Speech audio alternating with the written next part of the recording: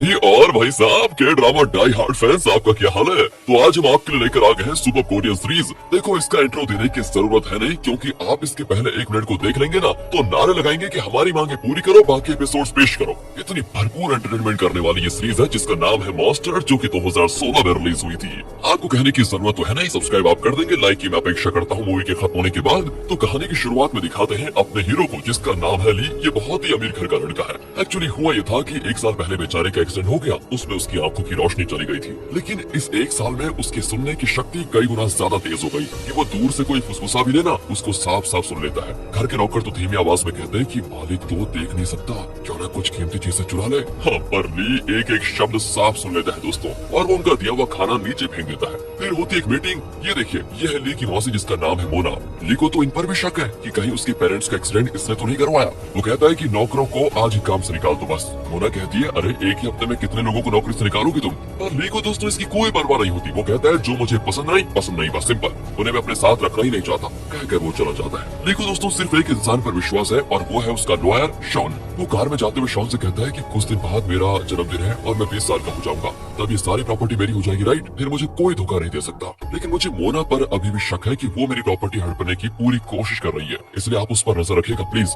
Shawn भी कहता है कि ठीक है। अब 1 साल पहले वो एक्सीडेंट कैसे हुआ था ये दिखाते हैं। ली, उसकी माँ और उसके पापा तीनों एक पहाड़ के रास्ते से कार में जा रहे होते हैं। अचानक ब्रेक काम नहीं करता और गाड़ी बैलेंस खो जाती है। गाड़ी तो इस तरह जाती है कि बिल्कुल खाई के एज पर अटक जाती है, मतलब किसी भी वक्त गिर सकती है वहाँ से। ली के पापा बेहोश होते हैं और उसकी माँ का पैर गाड़ी में फंस जाता है। वो बेचारी पैर निकालने की बड़ी कोशिश करती है, लेकिन निकाल नहीं पाती। ली तो आधी बेहोशी में होता है। उसकी माँ अपने बेटे को बचाने के लिए उसे गाड़ी से सड़क पर धकेल देती है और उस रास्ते से आती गाड़ी को देखकर मदद के लिए चिल्लाती है। वो गाड़ी भी रुक जाती है। उसमें से एक रेड जैकेट और हुडी पहना हुआ आदमी बाहर आता है, और मदद करने के बजाय दोस्तों वो कार को खाई में धकेल देता है, और इसी वजह से ली के दोनों पेरेंट्स मारे गए थे। ली की आंखों में चोट आ गई थी और वो अपनी देखने की शक्ति खो बैठा। तो प्रेजेंट में दिखाते हैं कि ली ने अपने घर के काम के लिए नए लोगों को हायर किया है। उनमें से एक है कहानी की हीरोइन जिना।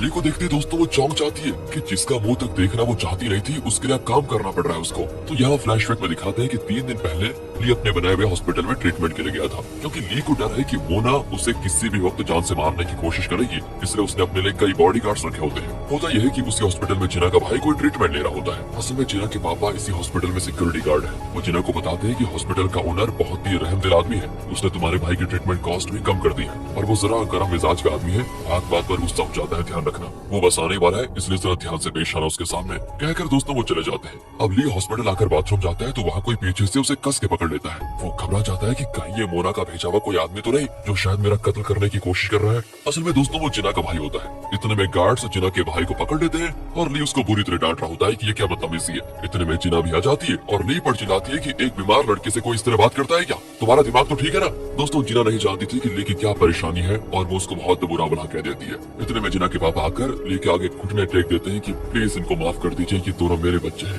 नादानी कर बैठे। लेकिन ली उनकी एक नहीं सुनता और कहता है तुम्हें नौकरी से मैं निकाल रहा हूँ, कहकर ली चला जाता है। जिना बहुत परेशान हो जाती है कि पापा की नौकरी तो गई, अब मुझे नौकरी ढूंढनी पड़ेगी। तब उसको पता चलता है कि ली के घर में काम के लिए कुछ जरूरत है, तो वो ली के घर जाती है और अब प्रेजेंट में आ जाइए। ली जिना की आवाज सुनते ही पहचान जाता है कि ये तो वही लड़की है जिसने हॉस्पिटल में मुझे उल्टा सीधा कहा था। लेकिन दोस्तों ली इस समय कुछ नहीं कहता और मन ही मन सोच लेता है कि अगर ये झूठ बोलेगी तो मैं इसको नौकरी से निकाल दूंगा। वो पूछता है कि क्या हम दोनों पहले कभी मिले हैं। जिना साफ साफ बता देती कि हाँ, हम आपके हॉस्पिटल में मिले थे, मेरे भाई ने अनजाने में आपको पकड़ लिया और मैंने आपको गलत समझकर डांट भी दिया था। अब दोस्तों सच्चाई बताने की उसकी हिम्मत ली को काफी पसंद आ जाती है और वो उसे नौकरी पर रख लेता है। जिना उसका हर काम करने लग जाती है, हेयर ड्रायर से उसके बाल सुखाने से लेकर उसके शर्ट वगैरह भी पहनाती है। तब वो धीरे धीरे ली के करीब आ जाती है और उसकी खूबसूरत आंखों को निहारने लग जाती है। जिना को वैसे बुरा लगता है कि इतनी सुंदर आंखों में रोशनी नहीं है, बताओ। अब दोस्तों ली भी सेंस कर लेता है कि वो बहुत पास आ गई है। वो कहता है इतना पास मत आया करो, दूर हटो। सब कुछ दोस्तों बहुत अच्छा चल रहा होता है, लेकिन एक दिन की बात है, मोना जिना से कहती है कि ली तुम पर बहुत विश्वास करने लगा है,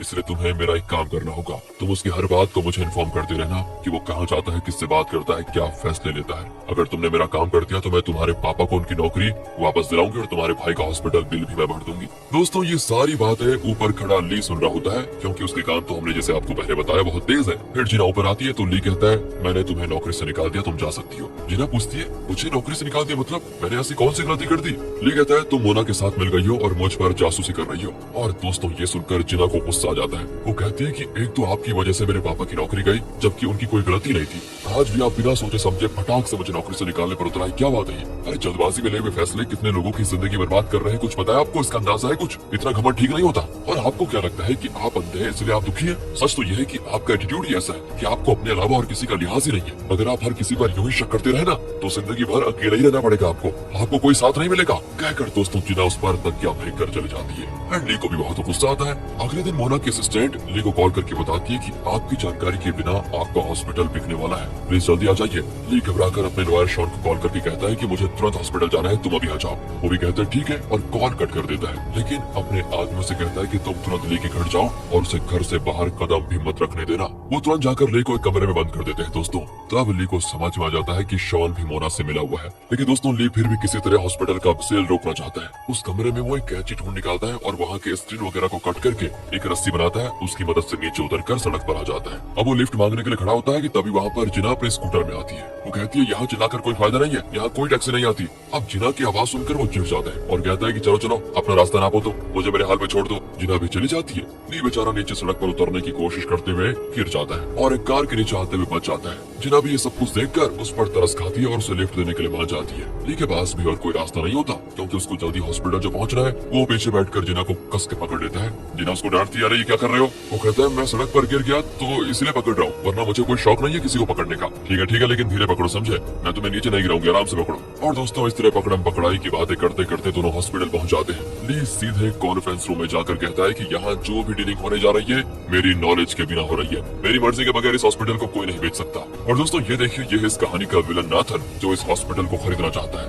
अब ली के ऐसा करने से सारे बोर्ड मेंबर्स को पता चल जाता है कि ये इलीगल डीलिंग हो रही है। वो डील कैंसिल कर देते हैं और नाथन को वहाँ से जाना पड़ता है। अब ली मोना से बहस करता है कि मेरी परमिशन के बिना ये बताओ ये सब करने की क्या जरूरत है और किसने हक दिया आपको ये करने का? वो कहती है वैसे हॉस्पिटल लॉस में चल रहा है इसलिए सोचा इसको बेचेंगे तो अपनी दूसरी कंपनी को बचाने में मदद हो जाएगी। ली कहता है सुनिए मुझे आपकी मदद की जरूरत है ही नहीं, समझे आप? मुझे पता है कि बैंक ने हमको टाइम दिया है और मैं जानता हूँ कि मेरी माँ और पापा का एक्सीडेंट भी आप ही ने करवाया था। ये सुनकर मोना चौंक जाती है कि बताओ मैं अपनी सगी बहन और उसके पति का कत्ल कैसे कर सकती हूँ? ली कहता है अच्छा माँ मरने से पहले आपका इनाम ले रही थी और शॉन भी तुम्हारा याद में निकला, उसने मुझे अपने घर में बंद कर दिया था वो भी तुम्हारे कहने पर। कहकर दोस्तों वो चला जाता है। मोना की समझ में नहीं आता कि ये क्या बोल रहा है। लगता है दोस्तों मोना का ली के पेरेंट्स की मौत में कोई हाथ ही नहीं था। एंड तब उसको याद आता है कि उसका पति जिसका नाम जेजे है वो और शॉन एक ही कॉलेज में पढ़ते थे और अच्छे दोस्त भी थे। अब मोना को शक है कि जेजे, शॉन और नाथन जो हॉस्पिटल को खरीदना चाहता है तीनों मिले हुए हैं। वो तुरंत जेजे से मिलने जाती है जहाँ वो उसको नाथन से बात करते हुए सुन भी लेती है। नाथन जेजे से कहता है कि तुम्हें पता है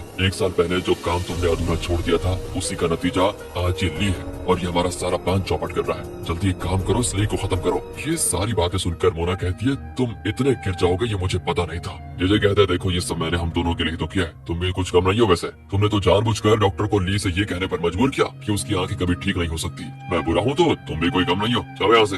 और यहाँ फ्लैशबैक में दिखाते हैं कि जेजे ने ली के पेरेंट्स का एक्सीडेंट क्यों करवाया। एक दिन की बात है जेजे को एक पार्सल मिला जिसके अंदर कुछ ऐसे फोटोज थे जिनसे साफ पता चलता है कि जेजे का किसी और औरत के साथ अफेयर था और ये पार्सल नाथन ने भिजवाया था। उसने जेजे को धमकाया कि जिस औरत के साथ तुम्हारा अफेयर है वो कोरिया के बहुत ही रईस आदमी की बेटी है। अगर मैंने ये बात उस रईस आदमी को प्रूफ के साथ बता दी तो बताओ तुम्हें देश निकाला हो जाएगा, भरपूर मार पड़ेगी। सो अलग अगर तुम इस देश में जिंदा रहना चाहते हो तो ली के पेरेंट्स का एक्सीडेंट करवा कर खत्म कर डालो उनको, फिर सारी प्रॉपर्टी तुम्हारी हो जाएगी क्योंकि ली तो अभी 20 साल का हुआ ही नहीं। उसके बाद तुम मुझे प्रॉपर्टी का एक बड़ा हिस्सा दे देना। और दोस्तों इसी वजह से जेजे ने उस दिन कार का ब्रेक डैमेज कर दिया था और जब वो बच गए तब वो खुद उनको खाई में धकेलने आ गया। चलिए आ जाइए प्रेजेंट में। दिखाते हैं कि मोना को अपने पति के कैरेक्टर पर भी शक है। वो अपने असिस्टेंट को जेजे के पीछे लगा देती है। जेजे उस औरत के घर जाता है जिसके साथ उसका अफेयर है एंड असिस्टेंट उनकी फोटोज खींचकर मोना को भेज देती है। मोना भी तुरंत उनको रंगे हाथों पकड़ने के लिए निकलती है। यहाँ जिना को दिखाते हैं जो ली को उसके घर पहुंचा देती है। अब ली को जिना पर विश्वास होने लगता है और वो कहता है मैंने तुम्हारे साथ जो बुरा सलूक किया उसके लिए प्लीज मुझे माफ कर दो और प्लीज कल से काम पर आ जाओ दोबारा। जिना कहती है देखो मैंने नौकरी के लिए तुम्हारी मदद नहीं की है, मुझे नहीं चाहिए नौकरी। ली कहते हैं मैं तुम्हें दुगनी या तिगुनी सैलरी दूंगा। तब जिना उसके पास आकर कहती है कि इसके बाद मैं तुमसे कभी मिलूंगी ही नहीं और ये कहकर वो चली जाती है। घर आकर भी ली को जिना की याद खाई जाती है। वो उसे कॉल भी करता है और दोस्तों अब दिखाते हैं कि जिना अब एक फूड आउटलेट में डिलीवरी का काम करती है। ली का नंबर देखते ही वो फोन का बैटरी निकाल लेती है। अब ली अपने एक स्टाफ से कहता है कि तुम जिना के पापा से कहो कि वो फिर से हॉस्पिटल में काम के लिए आ जाए और जिना के भाई का फ्री ट्रीटमेंट का इंतजाम करो। ली दोस्तों ऐसा सोचता है कि अगर मैं ऐसा करूंगा तो जिना का गुस्सा कम हो जाएगा और वो फिर यहाँ पर काम पर आ जाएगी। दूसरी ओर मोना उस औरत के घर जाती है। बाहर जेजे के शूज न्यूज देखकर वो दरवाजे पे कान रखकर सुनती है कि अंदर क्या बातें चल रही है। अंदर वो औरत पूछती है कि तुम मोना को डाइवोर्स कब देने वाले हो, जल्दी बताओ। फिर क्या था, इतने में मोना अंदर घुस आती है। असल में ये औरत तो मोना की बेस्ट फ्रेंड निकली। मोना कहती है, वाह भाई, मुझे तो यकीन ही नहीं होता कि तुम मेरी बेस्ट फ्रेंड होकर मेरी जिंदगी उजाड़ दोगी। कहकर वो उस औरत के बाल पकड़कर वहाँ से खींचने लग जाती है। जेजे तो भीगी बिल्ली की तरह कांपने लगता है। मोना भी उसके गाल पर कस के चांटा मारती है और कहती है, मैं तुम्हें प्रेस में पूरे शहर में बदनाम करूंगी और तुम पर पुलिस केस भी होगा, वो अलग। कहकर वो जाने लग जाती है। लेकिन जेजे उसको पकड़कर सीढ़ियों से नीचे गिरा देता है। मोना के सर पर बहुत सारी चोटें आती है और वो स्पॉट पर ही मारी जाती है। अब ये दोनों हो जाते हैं शॉक और सोचते हैं कि अब तो हमको जेल जाना पड़ेगा। लेकिन दोस्तों यहाँ जेजे की पूरी विलनगिरी सामने आ जाती है। वो एक क्रिमिनल को कॉल करता है जिसके ऊपर कई सारे केसेस हैं। जेजे कहता है, ध्यान से सुनो, मैं तुम्हें $2 मिलियन दूंगा, तो मेरी वाइफ की लाश को ठिकाने लगा दो बस। और एक काम करो, ली के हॉस्पिटल लैब में एक वायरस का पता चला है, तुम किसी तरह उस वायरस से उसको इन्फेक्ट करा दो। फिर तुम पुलिस में सरेंडर हो जाना और कह देना कि ली के कहने पर तुमने मोना को मार डाला। इससे उस पर इल्जाम भी लगेगा और इन्फेक्शन की वजह से कुछ दिनों में वो मर भी जाएगा। अगर तुमने ये सब कुछ कर दिया तो तुमको $2 मिलियन दूंगा मैं। दोस्तों क्रिमिनल को और क्या चाहिए था, वो मान जाता है। यहाँ जैसा ली ने एक्सपेक्ट किया था, जिना का गुस्सा कम हो जाता है और वो वापस ली के घर में काम करने के लिए आ जाती है। ली को भी उसके आने से बड़ी खुशी होती है। तब ली को वो क्रिमिनल कॉल करके कहता है कि तुम्हारे पेरेंट्स के कत्ल के पीछे किसका हाथ है ये मैं जानता हूँ। असल में उन्होंने मुझे कत्ल करने को कहा था। तुम एक काम करो, अपने हॉस्पिटल लैब में पहुंचो, वहीं मैं तुम्हें सारी डिटेल्स दूंगा। ली को बहुत गुस्सा आता है क्योंकि आज तक वो मोना को अपने पेरेंट्स के कत्ल का जिम्मेदार मान रहा था। लेकिन अब सब कुछ अलग ही होता है। वो तुरंत जाकर जिना को लेकर लैब में जाता है। उस क्रिमिनल ने दोस्तों पहले से ही लैब में वायरस को सेट करके रखा हुआ था ताकि जब ली अंदर आए तो वो वायरस को कमरे के अंदर उस गैस के जरिए फैला दे। जैसे ली और जिना अंदर जाते हैं तो दरवाजा लॉक करके वो रिमोट के जरिए वायरस को हवा में खोल देता है। अंदर दोनों सांस नहीं ले पाते और ली समझ जाता है कि जरूर किसी ने हवा में वो खतरनाक वायरस मिला दिया है, क्योंकि ये है तो ली का ही हॉस्पिटल ना। ली उस वायरस के बारे में खूब जानता है क्योंकि कुछ साल पहले क्या हुआ था कि यहाँ पर एक रिसर्च डॉक्टर थी, उसने बताया था कि हम एक म्यूटेंट वायरस बना रहे हैं और उसका एंटीडोट भी बना रहे हैं। तो प्रेजेंट में दोस्तों ली उसी एंटीडोट को ढूंढ निकालता है, लेकिन सिर्फ वो एक होता है। वो तुरंत जिना को एंटीडोट लगाने को कहता है, लेकिन जिना कहती है तुम इसको लगा लो, मेरी फिक्र मत करो। इतने में जिना के पापा जिना को लैब में बंद देखकर उसे बचाने आते हैं, पर तब तक जिना उस एंटीडोट इंजेक्शन को ली को लगा देती है। कट करके हॉस्पिटल में दिखाते हैं कि ली को होश आ गया है। जेजे तो उसके पास बैठा होता है और कहता है, तुमने मेरी पत्नी मोना को मारने के लिए एक क्रिमिनल को हायर किया है। यहाँ पर दोस्तों पता चलता है कि जेजे ने उस क्रिमिनल को ये कहकर सरेंडर होने को कहा कि मैं तुम्हें बेल पे बाहर निकालूंगा और $4 मिलियन दूंगा। वो भी बेचारा लालच के मारे मान गया और सरेंडर हो गया और उसने पुलिस से कह दिया कि मैंने ली के कहने पर ही मोना का कत्ल किया। इसलिए दोस्तों पुलिस भी क्रिमिनल के साथ साथ ली को भी अरेस्ट कर लेती है। दूसरी ओर न्यूज में बताते हैं कि हॉस्पिटल लैब से खतरनाक वायरस लीक होकर हवा में मिल गया है। लगभग 7 लोग अब तक इस वायरस की चपेट में आ चुके हैं। दूसरी ओर ली जेल में होता है और उस क्रिमिनल का सेल कुछ ही दूर पर होता है। वो तो अपने सेलमेट्स को बताता है कि मैंने ही इसे घुसाया, मैं तो बाहर निकल जाऊंगा और मुझको $4 मिलियन मिलेंगे, लेकिन ये बेचारा यहीं पर सड़ेगा। अब दोस्तों आपको तो बताइए कि ली की कान कितने तेज है, उसकी सारी बातें ली को सुनाई देती है और वो समझ आता है कि वो क्रिमिनल इसी जेल में है। अब ऐसे में क्रिमिनल की सेल में एक नए आदमी को लेकर आते हैं जिसे वो सभी मिलकर बहुत टॉर्चर करते हैं। एक दिन जब जेजे क्रिमिनल से मिलने आता है और फिर उसको वो एक ऑफर देता है कि तुम जेल के अंदर ली को खत्म कर दो और तुमने अगर ये कर दिया तो मैं तुम्हें $10 मिलियन दूंगा। इस बार क्रिमिनल को ये नामुमकिन सा लगता है, लेकिन अब इतनी बड़ी रकम सुनकर वो मान जाता है। उसके बाद वो ली को मारने का मौका ढूंढता रहता है और अपने साथियों से कहता है कि इसे कॉरिडोर से धक्का दे दो, लेकिन ली को सारी बातें साफ सुनाई देती है। हालांकि वो हमेशा क्रिमिनल से थोड़ा दूर ही रहता है। अब जैसे क्रिमिनल का साथी ली को धक्का देने आता है तो ली झुक जाता है और वो आदमी खुद गिरकर मर जाता है। अब दोस्तों आपको बताया कि क्रिमिनल के सेल में एक नया आदमी आया था जिसे वो टॉर्चर कर रहे थे। वो ली से कहता है तुम सावधान रहना यार, वो लोग तुमको मार डालना चाहते हैं। इस तरह धीरे धीरे दोनों की अच्छी दोस्ती हो जाती है। ली कहता है तुम्हें पता है मेरे कार बड़े तेज हैं और इसका फायदा उठाकर हम उस क्रिमिनल को और उसके साथियों को फंसा सकते हैं, मेरी मदद करोगे क्या? वो भी मान जाता है दोस्तों। अब ये दोनों एक बढ़िया सा प्लान बनाते हैं। जब क्रिमिनल और उसके साथी बाथरूम में होते हैं तो ली अंदर आता है। उसका दोस्त बाहर से धीमी आवाज में इंस्ट्रक्शन दे रहा होता है कि लेफ्ट जाना है या राइट। उसकी आवाज इन लोगों को तो सुनाई नहीं देती, लेकिन ली को साफ सुनाई देती है। अब ली को यहाँ पाकर वो बड़े खुश हो जाते हैं कि ये तो सीधा शेर के मुंह में आ रहा है, अब इसकी जान तो कोई नहीं बचा पाएगा। लेकिन ली सीधा जाकर एक टॉयलेट को खोलता है तो अंदर बैठा होता है क्रिमिनल एंड वो भी बड़ा खुश कि इसने तो मेरा काम और आसान कर दिया, अकेला यहाँ पर आ गया। पर बेचारा नहीं जानता कि वही ली के हाथों फंसने वाला है। ली क्या करता है देखिए, वो टॉयलेट का दरवाजा लॉक कर देता है और कहता है मुझे मार डालना चाहते थे ना, अब देखो मैं तुम्हारा क्या हाल करता हूँ। ये कहकर वो एक रस्सी निकालता है और उसे ऊपर फिक्स करके अपने गले में फंदा डाल देता है। क्रिमिनल की तो कुछ समझ में नहीं आता कि ये बंदा फंदा डाल के करना क्या चाहता है। इसी बीच ली का दोस्त सिक्योरिटी गार्ड्स को बुलाकर ले आता है कि सर देखिए ये लोग ली का कत्ल करने की कोशिश कर रहे हैं। फिर क्या था दोस्तों, गार्ड्स आकर देखते हैं तो ऐसा लगता है जैसे क्रिमिनल ली के गले में फांसी का फंदा डालकर उसको मारने की कोशिश कर रहा है। एंड उसके बाद तो वो लोग उस क्रिमिनल को खूब पीटते हैं और वार्न करते हैं कि अगर ली को कुछ हुआ तो तुम्हारी मौत। अब ये क्रिमिनल दोस्तों ली का कुछ नहीं बिगाड़ सकता। तब ली उसको एक ऑफर देता है कि अगर तुमने मुझे सच बताया तो मैं तुम्हें 20 मिलियन दूंगा, लेकिन वो नहीं मानता दोस्तों। कुछ दिन के बाद क्रिमिनल बहुत बीमार पड़ जाता है और लगता है ये भी लैब में उस दिन वायरस से इन्फेक्ट हो गया था। इसकी मदद अब सिर्फ ली कर सकता है क्योंकि उसे वायरस के बारे में पता है। वो ली के पैर पकड़ कर रोता है कि प्लीज कुछ भी करके मुझे बचा लो, मुझे एंटीडोट दिलवा दो। अब पहले तो ली अकड़ कर मना करता है, लेकिन फिर कहता है ठीक है, लेकिन तुम ये बताओ कि मुझे मारने का प्लान किसका था और तुम जो कुछ मेरे बारे में जानते हो वो सब कुछ बता दो, वरना मैं तुम्हारी कोई मदद नहीं करूंगा भाई। क्रिमिनल कहता है कि जेजे ने तुम्हारा कत्ल करने के लिए मुझे 4 मिलियन देने का वादा किया था। उसने तुम्हारी मौसी मोना को भी मार डाला और उसका इल्जाम मेरे सर लेने को कहा। ये सुनकर ली एकदम शॉक हो जाता है कि असल में क्रिमिनल मोना नहीं जेजे है। वो ये भी बताता है कि असल में ऑपरेशन से तुम्हारी आंखें ठीक हो सकती थी, लेकिन वो लोग नहीं चाहते थे कि तुम्हारी आंखें ठीक हो। ली को धक्के में धक्का लगता है कि उसके इर्द गिर्द सारे उसके दुश्मन निकले।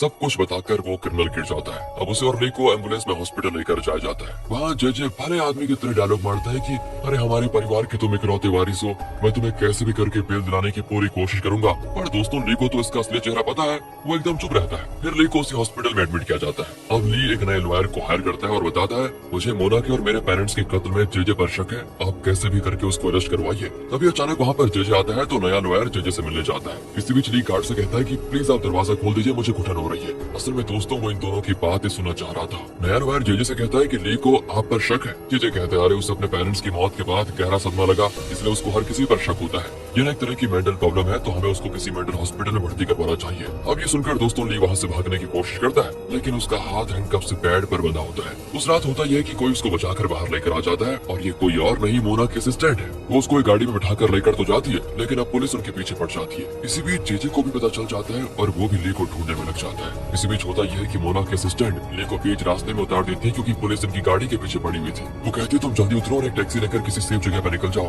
कहकर वो निकल जाते हैं। ली यहाँ पर लिफ्ट मांगने के लिए खड़ा रहता है और एन वक्त पर वहाँ पर जेजे आ जाता है। बेचारा ली नहीं जानता कि ये जेजे की गाड़ी है और वो उसमें चढ़ जाता है। पर दूर से मोना की असिस्टेंट ये देख लेती है और तुरंत ली को कॉल करके कहती है कि अरे तुम्हें वही गाड़ी मिली थी क्या चढ़ने को, वो जेजे की गाड़ी है, कुछ भी करके निकलो उस गाड़ी से बाहर। ली अब जोर से चिल्लाने लग जाता है। इतने में असिस्टेंट की गाड़ी भी जेजे की गाड़ी के आड़े आकर रुक जाती है। इसी बीच जेजे अपने आदमी से कहता है कि अरे वो कौन है जो ली की मदद कर रही है, उसका पता लगाओ। लेकिन इतने में दोस्तों वो निकल जाती है और जेजे ली को पकड़ लेता है और कहता है बेटा अब तो तेरी मौत मेरे हाथों होगी, फिर सारी प्रॉपर्टी मेरी। ली कहता है तुम कुछ भी कर लो लेकिन मैं वापस आऊंगा। कहकर वो पानी में कूद जाता है। जेजे सोचते हैं चलो बढ़िया ही हुआ, मैं वैसे भी उसको मारने वाला था। लेकिन अगले दिन दिखाते हैं कि ली कचड़े के ढेर में पड़ा हुआ है कि जब ली पानी में कूद गया था ना तो जेजे ने समझा कि वो मर गया। फिर जेजे आराम से अपनी गर्लफ्रेंड किमी यानी जिसके साथ जेजे का अफेयर चल रहा है उससे मिलने के लिए एक होटल जाता है। उनका रोमांस भी होता है, लेकिन इतने में किमी का पिता आ जाता है और जेजे से कहता है कि मेरे मुकाबले में तुम्हारी औकात ही क्या है जो तुम मेरी बेटी को होटल रूम में लेकर आ गए हो। किमी डर कर बाहर चले जाती है तो वो पूछता है कि कितने दिन से चल रहा है ये सब कुछ। जेजे कहता है कि मैं किमी से प्यार करता हूँ। और दोस्तों किमी का पिता जिसका नाम है नेल, वो पूछता है कि तुम्हारी पत्नी के मरे हुए कितने दिन हुए हैं। वो कहता है 1 महीना। अच्छा 1 महीना, और मेरी बेटी के साथ तुम्हारा अफेयर कब से चल रहा है। जेजे कहता है दोस्तों 3 साल से। ये सुनकर नेल को बहुत गुस्सा आता है और वो जेजे पर लाठी चार्ज शुरू कर देता है। तब जेजे पास ही पलट देता है दोस्तों और कहता है वैसे मेरी वाइफ को आपकी बेटी ने मार डाला था, अगर ये बात किसी को पता चली तो उम्र भर आपकी बेटी जेल में सड़ेगी, याद रखना इस बात को। ये सुनकर नेल पूरी तरह चौंक जाता है। तब दोस्तों जेजे उससे पट्टी बढ़ाता है कि आप देश के प्रेसिडेंट के सेक्रेटरी हैं, लेकिन मैं जानता हूँ आप अगले प्रेसिडेंट बनना चाहते हैं। अगर सच का खुलासा हुआ तो न सिर्फ आपकी बदनामी होगी बल्कि प्रेसिडेंट बनने का आपका सपना भी चूर चूर हो जाएगा। इसलिए मेरा साथ दीजिए, मैं आपको अगला प्रेसिडेंट बनने में पूरी मदद करूंगा। इस तरह दोस्तों वो नेल को भी अपनी मुट्ठी में कर लेता है। दूसरी ओर ली को दिखाते हैं जो ब्रिज के नीचे वाले कचड़े के ढेर में आंखें खोलता है, यानी वो मरा नहीं जिंदा है। 1 साल के बाद दिखाते हैं कि वो एक भिखारी की तरह दर दर भटक रहा है। मेट्रो स्टेशन के कोने में एक छोटी जगह होती है, वहाँ पर ली जैसे तैसे गुजारा कर रहा होता है। बहुत बुरी हालत होती है उसकी, मतलब वो देख तो नहीं सकता था लेकिन बेचारा दिन रात सिर्फ अपने अंकल जेजे से बदला लेने की सोच रहा होता है। दोस्तों लगभग वो पागल ही हो चुका था।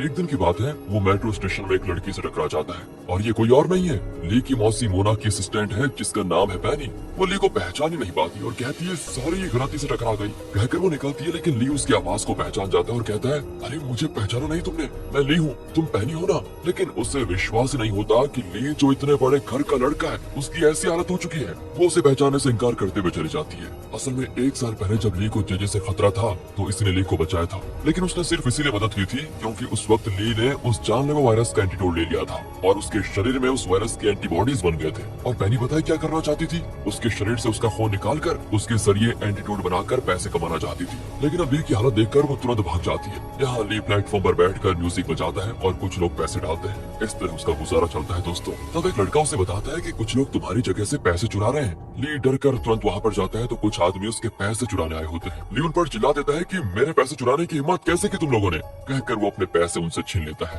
लेकिन कहाँ वो उसको मारने लगते हैं दोस्तों। तभी पुलिस कार की आवाज को सुनकर वो लोग भाग जाते हैं। बेचारा ली जमीन पर पड़े पड़े अपने पैसे उठा रहा होता है। असल में दोस्तों वो अपने आंखों की सर्जरी के लिए पैसे जमा कर रहा था ताकि वो देख पाए और फिर वो जज से बदला ले पाएगा। तब वहाँ पर पैनी दोबारा आती है और ली की मदद करने की कोशिश करती है। पर ली को तो बहुत गुस्सा आता है कि अब यहाँ पर ये क्या करने आई है। वो कहता है तुम तो मुझे पहचानती नहीं ना, फिर क्यों आई हो यहाँ पर। पैनी माफी मांगती है और कहती है तुम्हारे खून में जो एंटीबॉडीज है उससे हम उस वायरस की दवा बना सकते हैं। अगर तुम हमारा साथ दोगे ना तो मैं तुम्हारी आंखों का सर्जरी भी करवाऊंगी और तुम्हारी देखभाल भी करूंगी। इस पर ली उसके साथ देने के लिए मान जाता है। वो ली को अपने घर लेकर जाती है और वहाँ पर ली का ब्लड निकाला जाता है। दोस्तों ली को जीना को देखने का ना बड़ा मन करता है। पैनी से पूछता है वो कि जीना कहाँ है। पैनी कहती है वो न जाने कहाँ चली गई और ये सुनकर ली को बहुत दुख होता है। यहाँ से जेजे को दिखाते हैं जो अमेरिका आया हुआ है। असल में नाथन जो कोरिया का बड़ा बिजनेसमैन है और जो ली का हॉस्पिटल खरीदना चाहता था ना, उसके पिता का एक औरत के साथ अफेयर था और उसके जरिए एक लड़का भी पैदा हुआ। पर नाथन के पिता का इमेज खराब न हो इसलिए उसने उस औरत और उसके बेटे को अमेरिका भेज दिया था।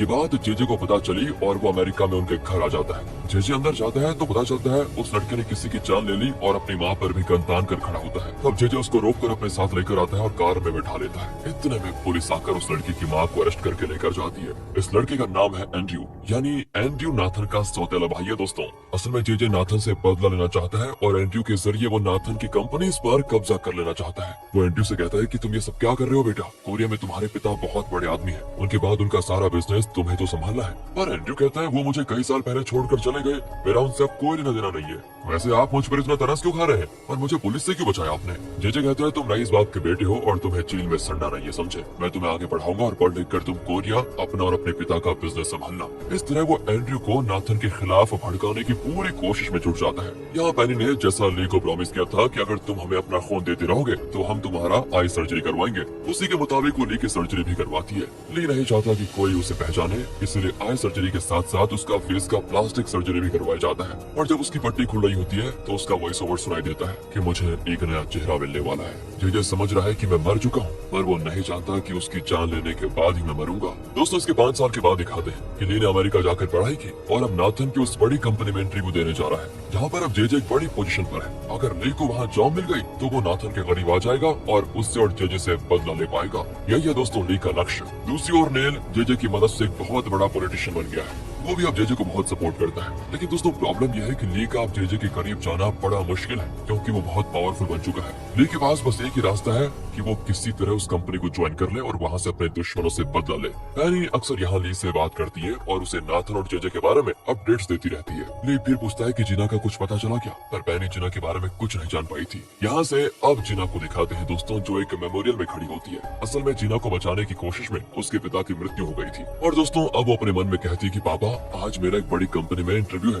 अगर नौकरी मिल गई ना तो मैं भाई की अच्छे से देखभाल करूंगी। मतलब दोस्तों ये भी उसी कंपनी में इंटरव्यू के लिए जा रही है जहाँ ली जाने वाला है। अब हमें एंड्रयू को दिखाते हैं जो अमेरिका में अपनी पढ़ाई पूरी करके कोरिया आ गया है और उसने ये बात जेजे को नहीं बताई थी। वो रहने के लिए जगह ढूंढ रहा होता है और तभी एक मकान को देखता है। दरवाजा खुला होता है तो वो अंदर चला जाता है पर वहाँ पर कोई नहीं होता। फिर दोस्तों बाथरूम खोलता है तो जीना अंदर बैठी होती है और वो उसको डांट देती है कि क्या कर रहे हो, बाहर जाओ। कहकर वो उसको खूब डांटती है तो एंड्रयू भी जल्दी बाहर चला जाता है। अब जीना बाहर आकर उससे कहती है कि तुम्हारी हिम्मत कैसे में अंदर घुसने की है। एंड्रयू कहता है पर दरवाजा तो खुला था। तभी जीना बाहर बोर्ड को दिखाकर कहती है कि पढ़ना नहीं आता क्या तुमको, लिखा है कि लॉक खराब है। वो कहता है सॉरी गलती हो गई, वैसे क्या आप यहाँ के मकान मालकिन है। जीना हाँ में जवाब देने वाली होती है कि तभी किसी के कमरे से आवाज आती है कि यहाँ बाथरूम में पानी नहीं आ रहा, जल्दी आके चेक करो। और तब जाकर एंड्रयू को पता चलता है कि जीना यहाँ पर काम करती है। वो जीना से पूछता है कि क्या यहाँ पर कोई कमरा खाली है। जीना भी उसको एक खाली कमरा दिखाती है और एंड्रयू वहीं पर रुक जाता है। अगले दिन वो भी उसी बड़ी कंपनी में जाता है जिसका चेयरमैन उसके पिता है और सीईओ है उसका सौतेला भाई नाथन, पर सिक्योरिटी उसको अंदर अलाउ करती नहीं। एंड्रयू कहता है कि मैं बहुत इंपॉर्टेंट आदमी हूँ, शायद आप नहीं जानते मुझे।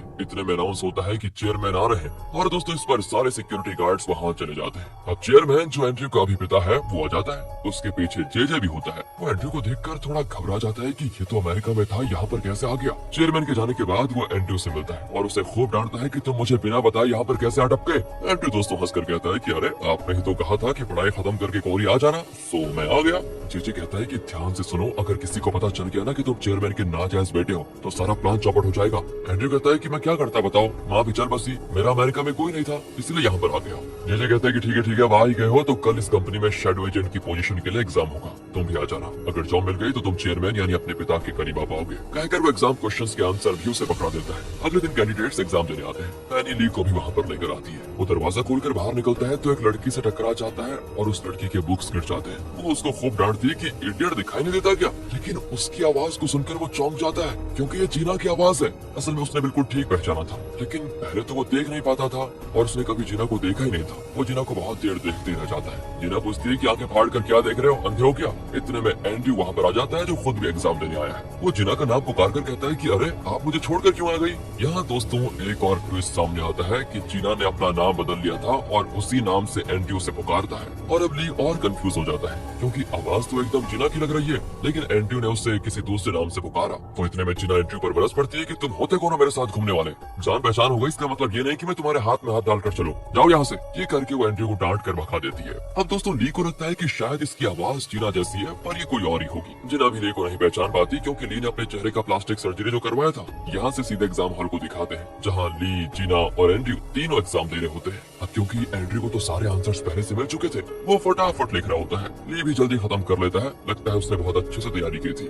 ली बाहर आता है तो वहाँ पर एक लड़की खड़ी होती है जो एग्जाम देने आई है। बारिश की वजह से वो बाहर नहीं जाती। तब ली छाता खोलता है और कहता है चलिए मैं आपको छोड़ देता हूँ, पर वो बात नहीं करती और बारिश में चली जाती है। इस पर एंड्रयू आकर कहता है कि सिर्फ लड़कियों को छाता देते हो क्या, मेरे साथ भी जरा शेयर कर लो। कहकर वो ली के साथ छाते के अंदर आ जाता है और दोनों वहाँ से निकलते हैं। अब एक तरफ तो ली को उस पर गुस्सा आ रहा होता है लेकिन वो कुछ कहता नहीं। अगले सीन में दिखाते हैं कि एग्जाम का रिजल्ट आ चुका है और जीना पास भी हो गई है। वो रोने लगती है क्योंकि उसने एक्सपेक्ट नहीं किया था कि वो पास हो जाएगी। फिर खुशी के मारे वो नाचने लगती है। यहाँ कंपनी के चेयरमैन का बेटा यानी नाथन, उसका असिस्टेंट और जेजे की मीटिंग होती है। असिस्टेंट कहता है कि मुझे खबर मिली है कि हम जिस नई जॉब के लिए हायरिंग कर रहे हैं उसमें कुछ स्पाइस भी थे जिन्होंने एग्जाम दिया था और हमें किसी तरह उनको इंटरव्यू से निकालना होगा, इसलिए हमें लाई डिटेक्टर टेस्ट का इस्तेमाल करना चाहिए। ये सुनकर बस दोस्तों जेजे घबरा जाता है क्योंकि अगर एंड्रयू पकड़ा गया तो जेजे तो पूरी तरह फंस जाएगा। यहाँ से दिखाते हैं कि इंटरव्यू होने वाला है और ली, जीना और एंड्रयू और वो नई लड़की जिसका नाम रोशी है, ये सब इंटरव्यू के लिए आते हैं। सबसे पहले रोशी का इंटरव्यू होता है। इंटरव्यूअर्स पूछते हैं कि क्या तुम एक देशभक्त हो।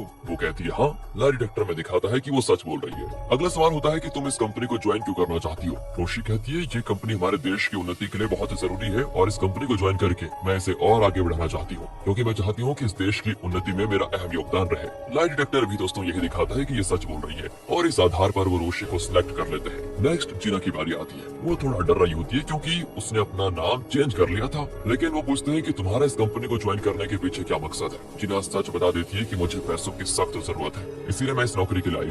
लाई डिटेक्टर में भी ये क्लियर हो जाता है। जेजे पूछता है कि तुम्हारा चेहरा मुझे देखा देखा सा लग रहा है, क्या हम पहले भी मिल चुके हैं क्या। अब अगर दोस्तों जीना ना कहेगी तो लाई डिटेक्टर पकड़ लेगा, तो वो कहती है कि हाँ मैं आपसे कई बार मिली हूँ, आप एक लॉयर है ना, मैं कोर्ट में आपसे मिली हूँ। ये भी सही जवाब है। फिर वो पूछते हैं कि तुम्हारे पिता की मृत्यु हो गई थी ना। अब जीना अपने पापा के बारे में सोचने लगती है। असल में उस दिन जब जीना लैब में बेहोश होकर गिरी थी ना तो उसके पापा ने उसको बचाया था, लेकिन वो खुद इन्फेक्ट हो गए थे जिस वजह से कुछ ही दिनों में उनकी मौत हो गई। ये सब कुछ सोचते हुए जीना कहती है हाँ मेरे पापा चल बसे, अब मैं अपने भाई की देखभाल करती हूँ, इसलिए मुझे पैसों की सख्त जरूरत है। तो लाई डिटेक्टर दिखाता है कि ये भी सच है और वो जीना को कर लेते हैं सिलेक्ट। फिर बारी आती है दोस्तों एंड्रयू की। उसको देखते जीजे की हालत खराब हो जाती है क्योंकि अगर ये यहाँ कोई उठपटांग जवाब देगा तो बस पकड़ा जाएगा। ऊपर से वो चेयरमैन का नाजायज बेटा ही नहीं, यहाँ बैठे नाथन का सौतेला भाई भी है। नाथन पूछता है तुम तो अमेरिका में पढ़े हो राइट, फिर कोरिया में नौकरी क्यों करना चाहते हो। एंड्रयू कहता है मेरी माँ यहीं से है, लेकिन मेरे पिता ने मुझे और मेरी माँ को अमेरिका भेज दिया, हमें कभी देखने तक नहीं आए, मेरी माँ चल बसी तो मैं यहाँ पर वापस आ गया हूँ। नाथन पूछता है तो क्या तुम अपने पिता से बदला लेना चाहते हो। जेजे चौंक जाता है कि अब ये क्या कहेगा, पर एंड्रयू कहता है कि हाँ मैं बदला लेना चाहता हूँ, लेकिन उन्हें ठेस पहुँचाकर नहीं बल्कि एक बड़ी कंपनी में अच्छी नौकरी ज्वाइन करके उनको ये दिखाना चाहता हूँ कि मैं कितना काबिल हूँ। ये भी एक तरह का बदला ही है।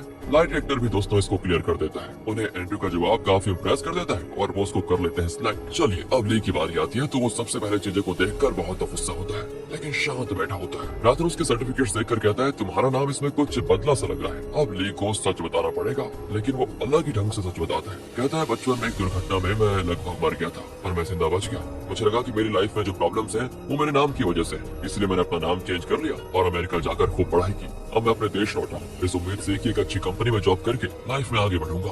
आखिर दोस्तों ली भी सिलेक्ट हो जाता है। तो अब सारे सिलेक्टेड कैंडिडेट्स को ट्रेनिंग के लिए दूसरी जगह भेजा जाता है। ली के पास अपना एंड्रयू बैठा होता है और जीना दूसरी सीट पर बैठी होती है। सब बड़े खुश दिखते हैं। एंड्रयू जीना कोई देख रहा होता है तो ली कहता है मुझे घूर क्यों रहे हो तुम? एंड्रयू कहता है तुम्हें कौन घूर रहा था, ऐसी भी खूबसूरती नहीं है तुम में कोई। ली भी कह देता है कि तेरा चेहरा देखकर लगता नहीं कि तू अपने दिमाग के बल पर एग्जाम पास किया होगा। हाँ, एंड्रयू कहता है मेरा चेहरा ही ऐसा है, लेकिन देख लेना तुम एग्जाम में मैं फर्स्ट आऊंगा। फिर वो ट्रेनिंग वेन्यू पहुंच जाते हैं जो कि एकदम बिग बॉस का घर होता है। दोस्तों जीना पूछती है क्या लेडीज जेंट्स सब साथ रहेंगे यहाँ पर? इंचार्ज कहती है हाँ, लेकिन बाथरूम अलग अलग होंगे और ट्रेनिंग खत्म होने तक तुम लोग यहीं पर रुकोगे। 4 बजे सबकी एक मीटिंग होगी, फ्रेश होकर आ जाना। ये लोग भी तैयार होकर आ जाते हैं। अब ये है इस कंपनी का स्ट्रेटेजिक प्लानिंग डिपार्टमेंट का मैनेजर जिसका नाम है मोजो। ये इनको ट्रेन करने वाला है। दोस्तों वो बताता है कि शैडो एजेंट का काम बहुत इंपॉर्टेंट होता है। ट्रेनिंग के अंत में आप में से हम सिर्फ 3 लोगों को सिलेक्ट करेंगे, इसलिए सबको अपना बेस्ट देना होगा क्योंकि हम बेस्ट 3 को सिलेक्ट करेंगे। फिर वो स्क्रीन पर एग्जाम की रैंकिंग्स दिखाते हैं तो नंबर 1 पर होता है एंड्रयू, 2 पर होता है ली और जीना 40th नंबर पर यानी लास्ट रैंक पे। एंड्रयू ली को एक नजर देख लेता है कि देखा मैंने कहा था ना कि मैं फर्स्ट आऊंगा। मोजो कहता है कि देखो जो फिजिकल और मेंटल ट्रेनिंग दोनों में फर्स्ट 3 रैंक में आएंगे उनको ही हम सिलेक्ट करेंगे। फिर सभी अपने रेजिडेंस में जाकर सो जाते हैं। अगली सुबह सबको जल्दी उठा दिया जाता है और फिजिकल ट्रेनिंग हो जाती है शुरू। लेकिन ली और एंड्रयू तो जमकर ट्रेन होते हैं, लेकिन जीना उतना अच्छा परफॉर्म नहीं कर पाती। हर एक्टिविटी में वो लास्ट आती है। रोशी भी काफी अच्छा कर रही होती है। दूसरी ओर जेजे फिजिकल ट्रेनिंग और परफॉर्मेंस को देख रहा होता है और ली को देखकर उसे चिढ़न होती है कि ये कौन है जो हर एक्टिविटी में फर्स्ट आ रहा है। वो कैसे भी करके अब ली को बाहर और एंड्रयू को फर्स्ट करवाना चाहता है। इसके लिए दोस्तों वो एक प्लान बनाता है। तो होता यह है कि शाम को सभी आराम कर रहे होते हैं तो ली अपना सूटकेस खोलता है जिसमें एक नया पेन होता है। ली की समझ में आता नहीं कि ये किसने रखा होगा। वो पेन को खोलता है तो अंदर कैमरा होता है। अब यहाँ ली को कुछ गड़बड़ लगती है, लेकिन इतने में जेजे कुछ आदमियों को लेकर वहाँ पर आ जाता है। ली समझ जाता है कि उसे ट्रेनिंग से निकालने के लिए उसका अंकल जेजे ही ये चाल चल रहा है। जेजे कहता है कि हमें इन्फॉर्मेशन मिली है कि यहाँ पर कोई स्पाई है, सब अपनी चीजें वैसे की वैसे रख दो और दूर हटो। हमें चेक करना है कि कोई अपने साथ कुछ कैमरा वगैरह लेकर तो नहीं आया। अब ली पेन को छुपाना चाहता है, लेकिन इतने में चेकिंग शुरू हो जाती है और वो चुपचाप खड़ा हो जाता है। मतलब दोस्तों जेजे ने ली के सूटकेस में पेन छुपाया था ताकि ली को स्पाई बताकर वो इसे ट्रेनिंग से निकाल दे। वो ली का सूटकेस खोलते हैं। तेरे जेजे ने ली को ट्रेनिंग से निकालने के लिए उसके सूटकेस में कैमरा वाला पेन रख दिया और उसकी तलाशी करके वो खुद अपने आदमियों को लेकर भी आया था वहाँ पर। ली का सूटकेस खोलने पर वो पेन होता है जिसको देखकर सभी चौंक जाते हैं कि क्या सच में ली एक स्पाई है। ली कहते हैं देखो ये मेरा पेन नहीं है, किसी ने जानबूझकर मेरे सूटकेस में ये रख दिया है। लेकिन दोस्तों जेजे नहीं मानता और उसे खींच कर अलग लेके जाता है। यहाँ एंड्रयू को लगता है कि मेरा इकलौता और काबिल कॉम्पिटिटर सिर्फ ली था, ये भी गया तो ट्रेनिंग एकदम बोरिंग हो जाएगी। अब जेजे दोस्तों ली को एक कमरे में ले जाकर पूछता है कि सच बताओ तुम सच में एक स्पाई हो ना, किस देश से आए हो तो बताओ। पर ली एकदम शांत होकर कहता है कि अरे मैं स्पाई नहीं हूँ, किसी ने मुझे फंसाने के लिए उस पेन को मेरे बॉक्स में रखा होगा। देखिए अगर आपको मेरी बात का यकीन नहीं है तो मुझे फोन दे दीजिए, मैं एक नंबर लगा कर दूंगा, आप उनसे बात कीजिए। लेकिन जेजे तो फैसला ही कर चुका था कि ली को निकालना ही है। वो कहता है कि मैं किसी को कॉल नहीं करूंगा, मैंने तुम्हें ट्रेनिंग से निकालने का पूरा फैसला कर लिया है बस। और दोस्तों ये सारी चीजें इनका ट्रेनर मोजो देख रहा होता है। वो कहता है कि उसे फोन दे दो, देखते हैं वो किससे कॉल करता है। एंड जेजे भी अब कुछ नहीं कर पाता और आखिर वो ली को एक फोन दे देते हैं। दूसरी ओर पेनी को दिखाते हैं जो कि इस कंपनी के चेयरमैन की वाइफ यानी नाथन की माँ के साथ होती है। असल में इस कंपनी का नाम है डोडो ग्रुप। चेयरमैन की वाइफ बहुत ही भली औरत है और पेनी का इनके साथ उठना बैठना रहता है। असल में पेनी एक आर्ट गैलरी चलाती है जहाँ एक खास पेंटिंग वो इन्हें फ्री में देने की बात कर रही होती है। तभी उन्हें कॉल आता है। असल में इन्हीं को दोस्तों ली कॉल करना चाहता था। लगता है पेनी ने इनकी ली से पहचान करवाई थी और वो ली से बहुत इम्प्रेस भी हो चुकी थी। वो कॉल उठाकर पूछती है कि बोलो बेटा कैसे हो तुम? ली कहता है कि मैडम डोडो ग्रुप में मुझे स्पाई बताया जा रहा है और मुझे ट्रेनिंग से निकालना चाहते हैं ये लोग, आप प्लीज जरा उनको बताइए कि मैं स्पाई नहीं हूँ। हाँ हाँ बेटा मैं जरूर कहूँगी। कौन है वो बेवकूफ जो तुम्हें स्पाई कह रहा है, बताओ जरा फोन दो उसको। एंड दोस्तों ली भी जेजे को फोन देता है। जेजे तो चौंक जाता है कि ली की इतनी ऊंची पहुंच है। चेयरमैन की वाइफ कहती है देखो वो बहुत ही नेक लड़का है, मैं उसे अच्छी तरह जानती हूँ, वो स्पाई नहीं है और आइंदा उसे कभी परेशान मत करना। दोस्तों ये सीन तो देखने लायक होता है। जेजे की यहाँ पर बोलती बंद हो जाती है और ओके मैडम कहकर वो कॉल कट कर देता है। फिर ली से कहता है कि ठीक है अब मुझे तुम पर विश्वास हो गया है कि तुम स्पाई नहीं हो। दोस्तों यहाँ से फिर अगले दिन से ट्रेनिंग और भी सख्त होने लग जाती है। रनिंग पुशअप्स कराटे वगैरह होते हैं। बट जीना इस फिजिकल ट्रेनिंग के लिए काफी कमजोर साबित होती है, हर जगह मार खाती है बेचारी। एक दिन लंच के टाइम में उसका हाथ इतना दुखता है कि वो खाना तक नहीं खा पाती। उसे गुस्सा आ जाता है और वो उठकर भाषण देने लग जाती है कि शैडो एजेंट के लिए इतनी सख्त ट्रेनिंग की जरूरत नहीं होती, ये लोग खामखा हमें टॉर्चर कर रहे हैं। हमें मोजो से बात करनी चाहिए कि इस तरह मिलिट्री ट्रेनिंग देकर हमारे हाथ पैर न तोड़वाए। पर वो नोटिस नहीं करती कि खुद मोजो वहाँ पर आ गया। ली उसे इशारा करता है कि अरे यार उधर देखो कौन आ गया, देखो ना। तब जाकर देखकर जिना मुड़ती है और मोजो को देखकर बेचारी डर जाती है और कहती है कि हम सभी सोच रहे हैं कि ये ट्रेनिंग बहुत हार्ड है, हालांकि ऐसी ट्रेनिंग की कोई जरूरत नहीं है। मोजो सबसे पूछता है कि क्या हमें ये हार्ड ट्रेनिंग रोक देनी चाहिए, तुम्हें क्या लगता है? सब चुप रहते हैं क्योंकि लीज ट्रेनिंग में बेस्ट है, तो वो लीज से भी पूछता है कि क्या शैडो एजेंट के लिए ऐसी ट्रेनिंग होनी चाहिए या फिर नहीं। दोस्तों लीज जरा सोचकर कहता है कि जरूरत तो नहीं है। अब जिना का चेहरा खिल जाता है कि चलो कोई तो मुझे सपोर्ट कर रहा है, पर तभी ली उठकर कहता है कि काम के लिए फिजिकल ट्रेनिंग की जरूरत तो नहीं है, लेकिन मेंटल स्ट्रेंथ और कॉन्फिडेंस की बहुत जरूरत है और इस फिजिकल ट्रेनिंग से हमें कॉन्फिडेंस मिलेगा, इसलिए हमें ये ट्रेनिंग करनी चाहिए। बस यहाँ जिना की दोस्तों एक तरह से इंसल्ट हो जाती है। मोजो कहता है बहुत बढ़िया, सुन लिया, अगर तुम्हें ट्रेनिंग नहीं करनी तो कोई बात नहीं, तुम अभी वापस जा सकती हो। जिना कहती नहीं नहीं मैं कर लूंगी, बढ़िया ट्रेनिंग दे रहे हैं आप लोग, तुम्हें कर लूंगी। यहाँ से नेक्स्ट मॉर्निंग को दिखाते हैं जिसमें इन्हें टीम्स में कुकिंग करना होगा। मोजो कहता है कि तुम लोग अपनी टीममेट्स खुद चुन सकते हो, ये तुम पर फ्री है। और पीछे के रो के सारे लोग फर्स्ट रो के किसी न किसी के पीछे खड़े हो जाते हैं। ली रोशी के पीछे खड़ा हो जाता है। ओके, अब सब मुड़कर अपनी टीममेट्स को देख लो। जिना मुड़कर देखती है तो उसके पीछे ओहो कोई नहीं होता। दोस्तों जिना कहती है भगवान क्या मुझ पर किसी को भरोसा ही नहीं रहा क्या? मोजो कहता है कि एक टीम में 5 से ज्यादा लोग नहीं हो सकते, कुछ लोग जिना की टीम में आ जाओ। और कोई रास्ता न पाकर एंड्रयू जिना की टीम में आ जाता है। कुकिंग होती है शुरू। ली रोशी से पूछता है कि तुम तो बड़ी अच्छी कुक होगी है ना?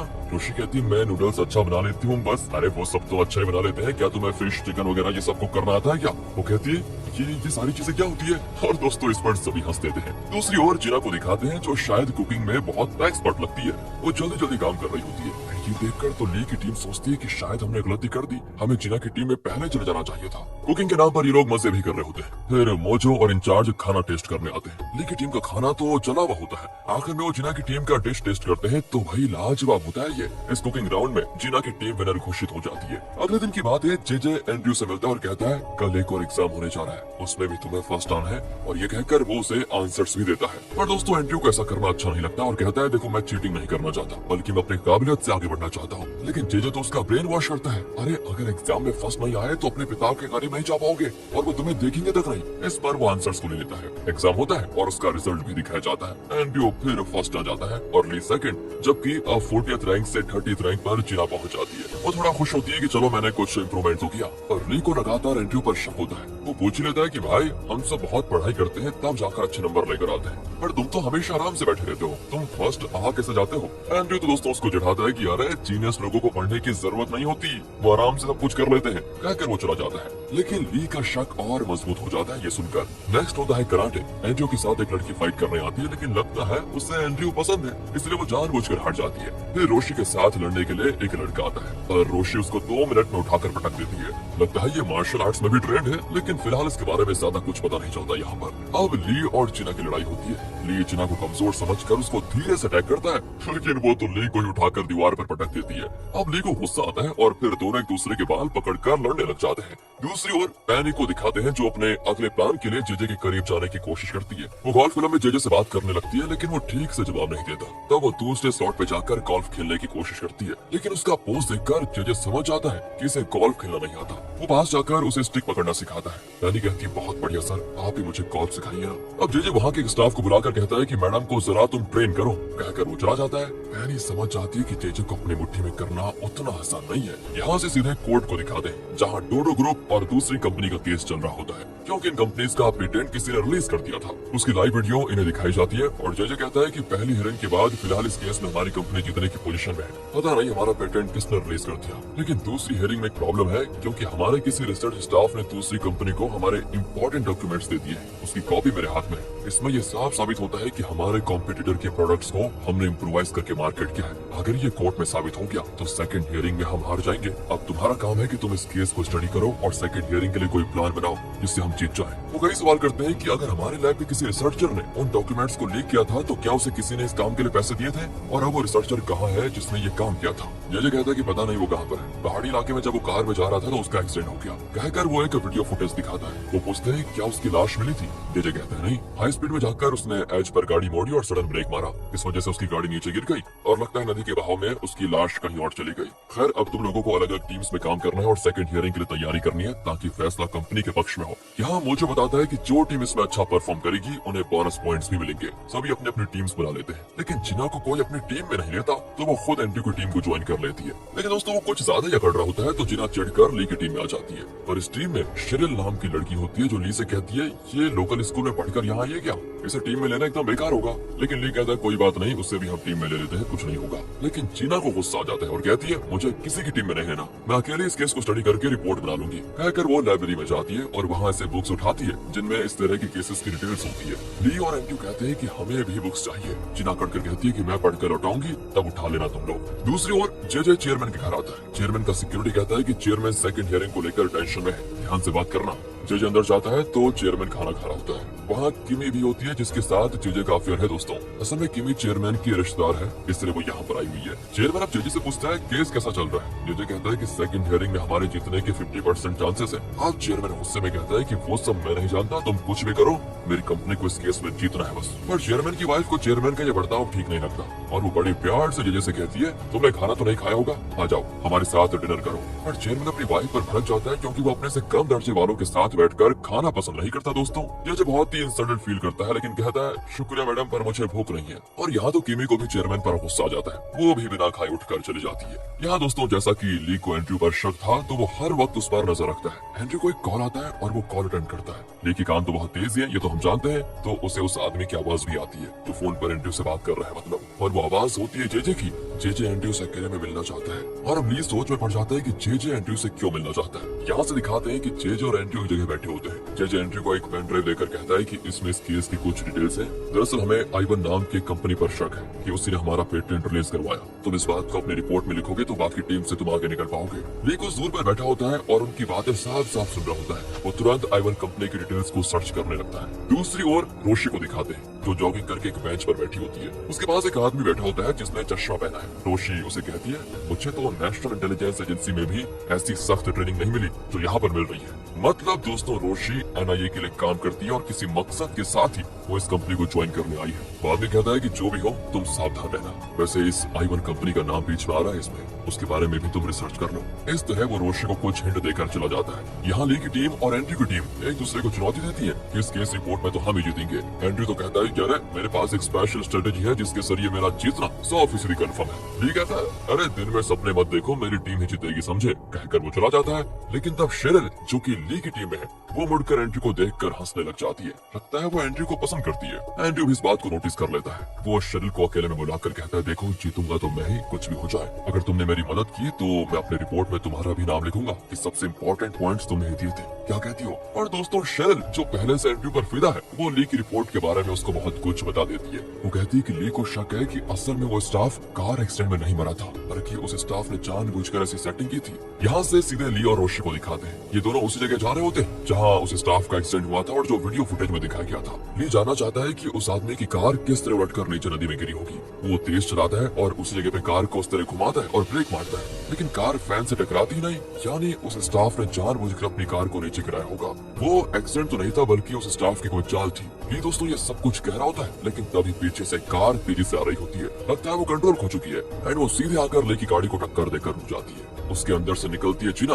असल में ली की तरह जीना को भी शक हो गया था कि ये उस स्टाफ की कोई चाल थी, असल में ये एक्सीडेंट नहीं था। जीना को भी यही सोचता है, इसलिए वो भी प्रैक्टिकली चेक करने आ गई थी कि इतनी स्पीड के साथ अगर कोई इस जगह गाड़ी घुमाएगा तो गाड़ी नीचे गिरेगी या फिर नहीं। असल में जीना ने बहुत सारे बुक्स रेफर किए थे जिनके आधार पर वो इस नतीजे पर पहुंची थी। तभी पीछे एक और गाड़ी में एंट्री आता है। वो कहता है ली प्लीज मुझे अपनी टीम में ले लो यार, मुझे भी लगता है कि वो स्टाफ मरा नहीं और मुझे डर है कि इस बार मैं तुमसे हट जाऊंगा, प्लीज क्या तुम मुझे अपनी टीम में ले लोगे? ली पूछता है ये तुम क्या कह रहे हो? जवाब में एंड्रयू पूछता है तुम्हें क्या लगता है मैं क्या कह रहा हूँ? इस तरह एंड्रयू तीनों ही उस एक्सीडेंट स्पॉट पर पहुंच गए थे जहाँ से उस स्टाफ की गाड़ी नीचे नदी में गिरी थी। एंड्रयू तो ली को चिढ़ाने लगा था कि मुझे डर है कि मैं हारने वाला हूँ, प्लीज मुझे अपनी टीम में ले लो। सब वहाँ से नीचे देख रहे होते हैं। असल में इन सबको लगता है कि स्टाफ ने एक्सीडेंट जैसी सेटिंग की और अपनी गाड़ी को खुद पानी में धकेला जिससे सबको ये लगे कि वो मर चुका है। असल में उस स्टाफ ने डोडो ग्रुप के रिपोर्ट्स को उनके कॉम्पिटिटर को बेच दिया था, इसीलिए ये लोग उसकी मौत की तहकीकात में लगे हुए हैं। और अब इनको शक है कि अगर वो नीचे गिरा भी होगा तो ज्यादा दूर स्विम करके तो नहीं जा पाया होगा और जरूर किसी न किसी वीडियो फुटेज में जरूर दिखेगा वो। खैर अब ये लोग मोजो के पास जाकर पूछते हैं कि उस स्टाफ का कोई वीडियो फुटेज है तो दिखाइए, हमें पता तो चले कि वो दिखता कैसा था। तो दोस्तों वो भी इन्हें उसका फुटेज दिखाता है जिसमें पता चलता है कि वो कुछ ज्यादा ही कोल मटोर आदमी था। मोजो कहता है कि जो टीम सबसे ज्यादा डिटेल्स लेकर आएगी उन्हें ज्यादा पॉइंट्स मिलेंगे। अब ये लोग सोच में पड़ जाते हैं कि इसके साइज के हिसाब से तो ये स्विम नहीं कर पाया होगा, लेकिन रोशी उस स्टाफ की वॉच को जूम करके देखती है और बताती है कि ये तो वाटर प्रूफ वॉच है जिसे प्रोफेशनल डाइवर्स यूज करते हैं। और यहाँ से सभी चौंक जाते हैं कि इसका मतलब है कि वो जरूर स्विम करके आसपास की किसी जगह पे पहुंचा होगा। जिना कहती है मैं तुरंत उस एरिया को छान मारने जा रही हूँ। ह्यू से डांटता है कि सबके सामने कहने की जरूरत क्या थी। खैर मैं भी सीसीटीवी कंट्रोल रूम में जाकर देखता हूँ। कहकर दोनों अपनी कार में निकल पड़ते हैं। एंड्रयू क्या पीछे रहने वाला था? अरे कहाँ, वो भी अपनी कार में आ जाता है। जिना सबसे आगे जा रही होती है, लेकिन एंड्रयू और ली बड़ी आसानी से उसे ओवरटेक करके आगे चले जाते हैं। आखिर सभी कंट्रोल रूम पहुंच जाते हैं और उस इलाके के सारे सीसीटीवी के फुटेजेस मांगते हैं। मोजे ने उन्हें पहले से इन्फॉर्म कर दिया था कि ये लोग आ रहे हैं, इसलिए वो इन्हें फुटेज का हार्ड डिस्क दे देते हैं और कहते हैं कि इसको संभाल कर रखना, कहीं कोई वीडियो लीक न हो पाए। तो देखिए दोस्तों अब ये क्या करते हैं, फिर तीनों एक कमरे में बैठकर फुटेजेस को देख रहे होते हैं, पर 100 से ज्यादा फुटेजेस होते हैं। एंड्रयू कहता है कि पहले मैं कुछ फुटेजेस देखता हूँ, तुम दोनों आराम कर लेना, फिर तुम लोग देखना और मैं आराम कर लूंगा। इस तरह करते हैं। ली कहता है कि अच्छा, रंग बदलते भेड़िया को मैं पहचानूंगा नहीं क्या? जो भी हो तीनों मिलकर देखेंगे।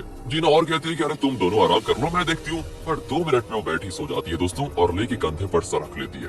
वो उसे धक्का देता है तो वो सीधा एंड्रयू को कंधे पर लैंड होती है एंड वो भी उसको दूसरी ओर धक्का दे देता है। लेकिन जिना के सपने में ये सीन कुछ इस तरह से चल रहा होता है कि वो दुल्हन की ड्रेस में और ली और एंड्रयू लड़ रहे हैं कि ये मेरी वाइफ बनेगी, ये मेरी वाइफ बनेगी। आँख खुलती है तो दोनों ने उसके गाल पे हाथ रखकर उसे स्टॉप किया होता है। जिना चिढ़ जाती है कि इन दोनों ने मेरी कदर नहीं की एंड फिर तीनों साथ मिलकर फुटेजेस देखने में लग जाते हैं। कुछ देर में ली और एंड्रयू सो जाते हैं और दोनों के सर जिना के कंधों पर होते हैं। जिना दोस्तों अब अकेले फुटेजेस देख रही होती है। अचानक एक्सीडेंट स्पॉट से लगभग 5 किलोमीटर की दूर पर एक कैमरा था जिसके फुटेजेस में वही स्टाफ दिखता है। उसने डाइवर्ट सूट पहना होता है और वो पानी से निकलकर एक कार में बैठकर चला जाता है। जिना गाड़ी का नंबर भी नोट कर लेती है। अब वो सोचती है कि बेटा तुम दोनों ने मुझे अपनी टीम में नहीं लिया था ना, अब दिखाती हूँ मैं क्या कर सकती हूँ। सोचकर वो कार नंबर लेकर चली जाती है और जब रोशी वहाँ पर पहुँचती है तो दोनों को डांटती है कि अरे तुम्हें यहाँ पर सोने के लिए भेजा गया था क्या? है दोनों चौंक कर उठते हैं तो ना तो हार्ड डिस्क होता है और ना ही जिना ने कार का नंबर लिखा होता है। उसने बस एक नोट छोड़ा होता है कि मैंने उस आदमी को देख लिया है और उसकी गाड़ी का नंबर भी नोट कर लिया है, तुम दोनों आराम से सोते रहना, ओके? अब दोस्तों जिना अपने एक फ्रेंड के पास जाती है जो कि पुलिस में है। वो कार नंबर को चेक करता है। ओहो,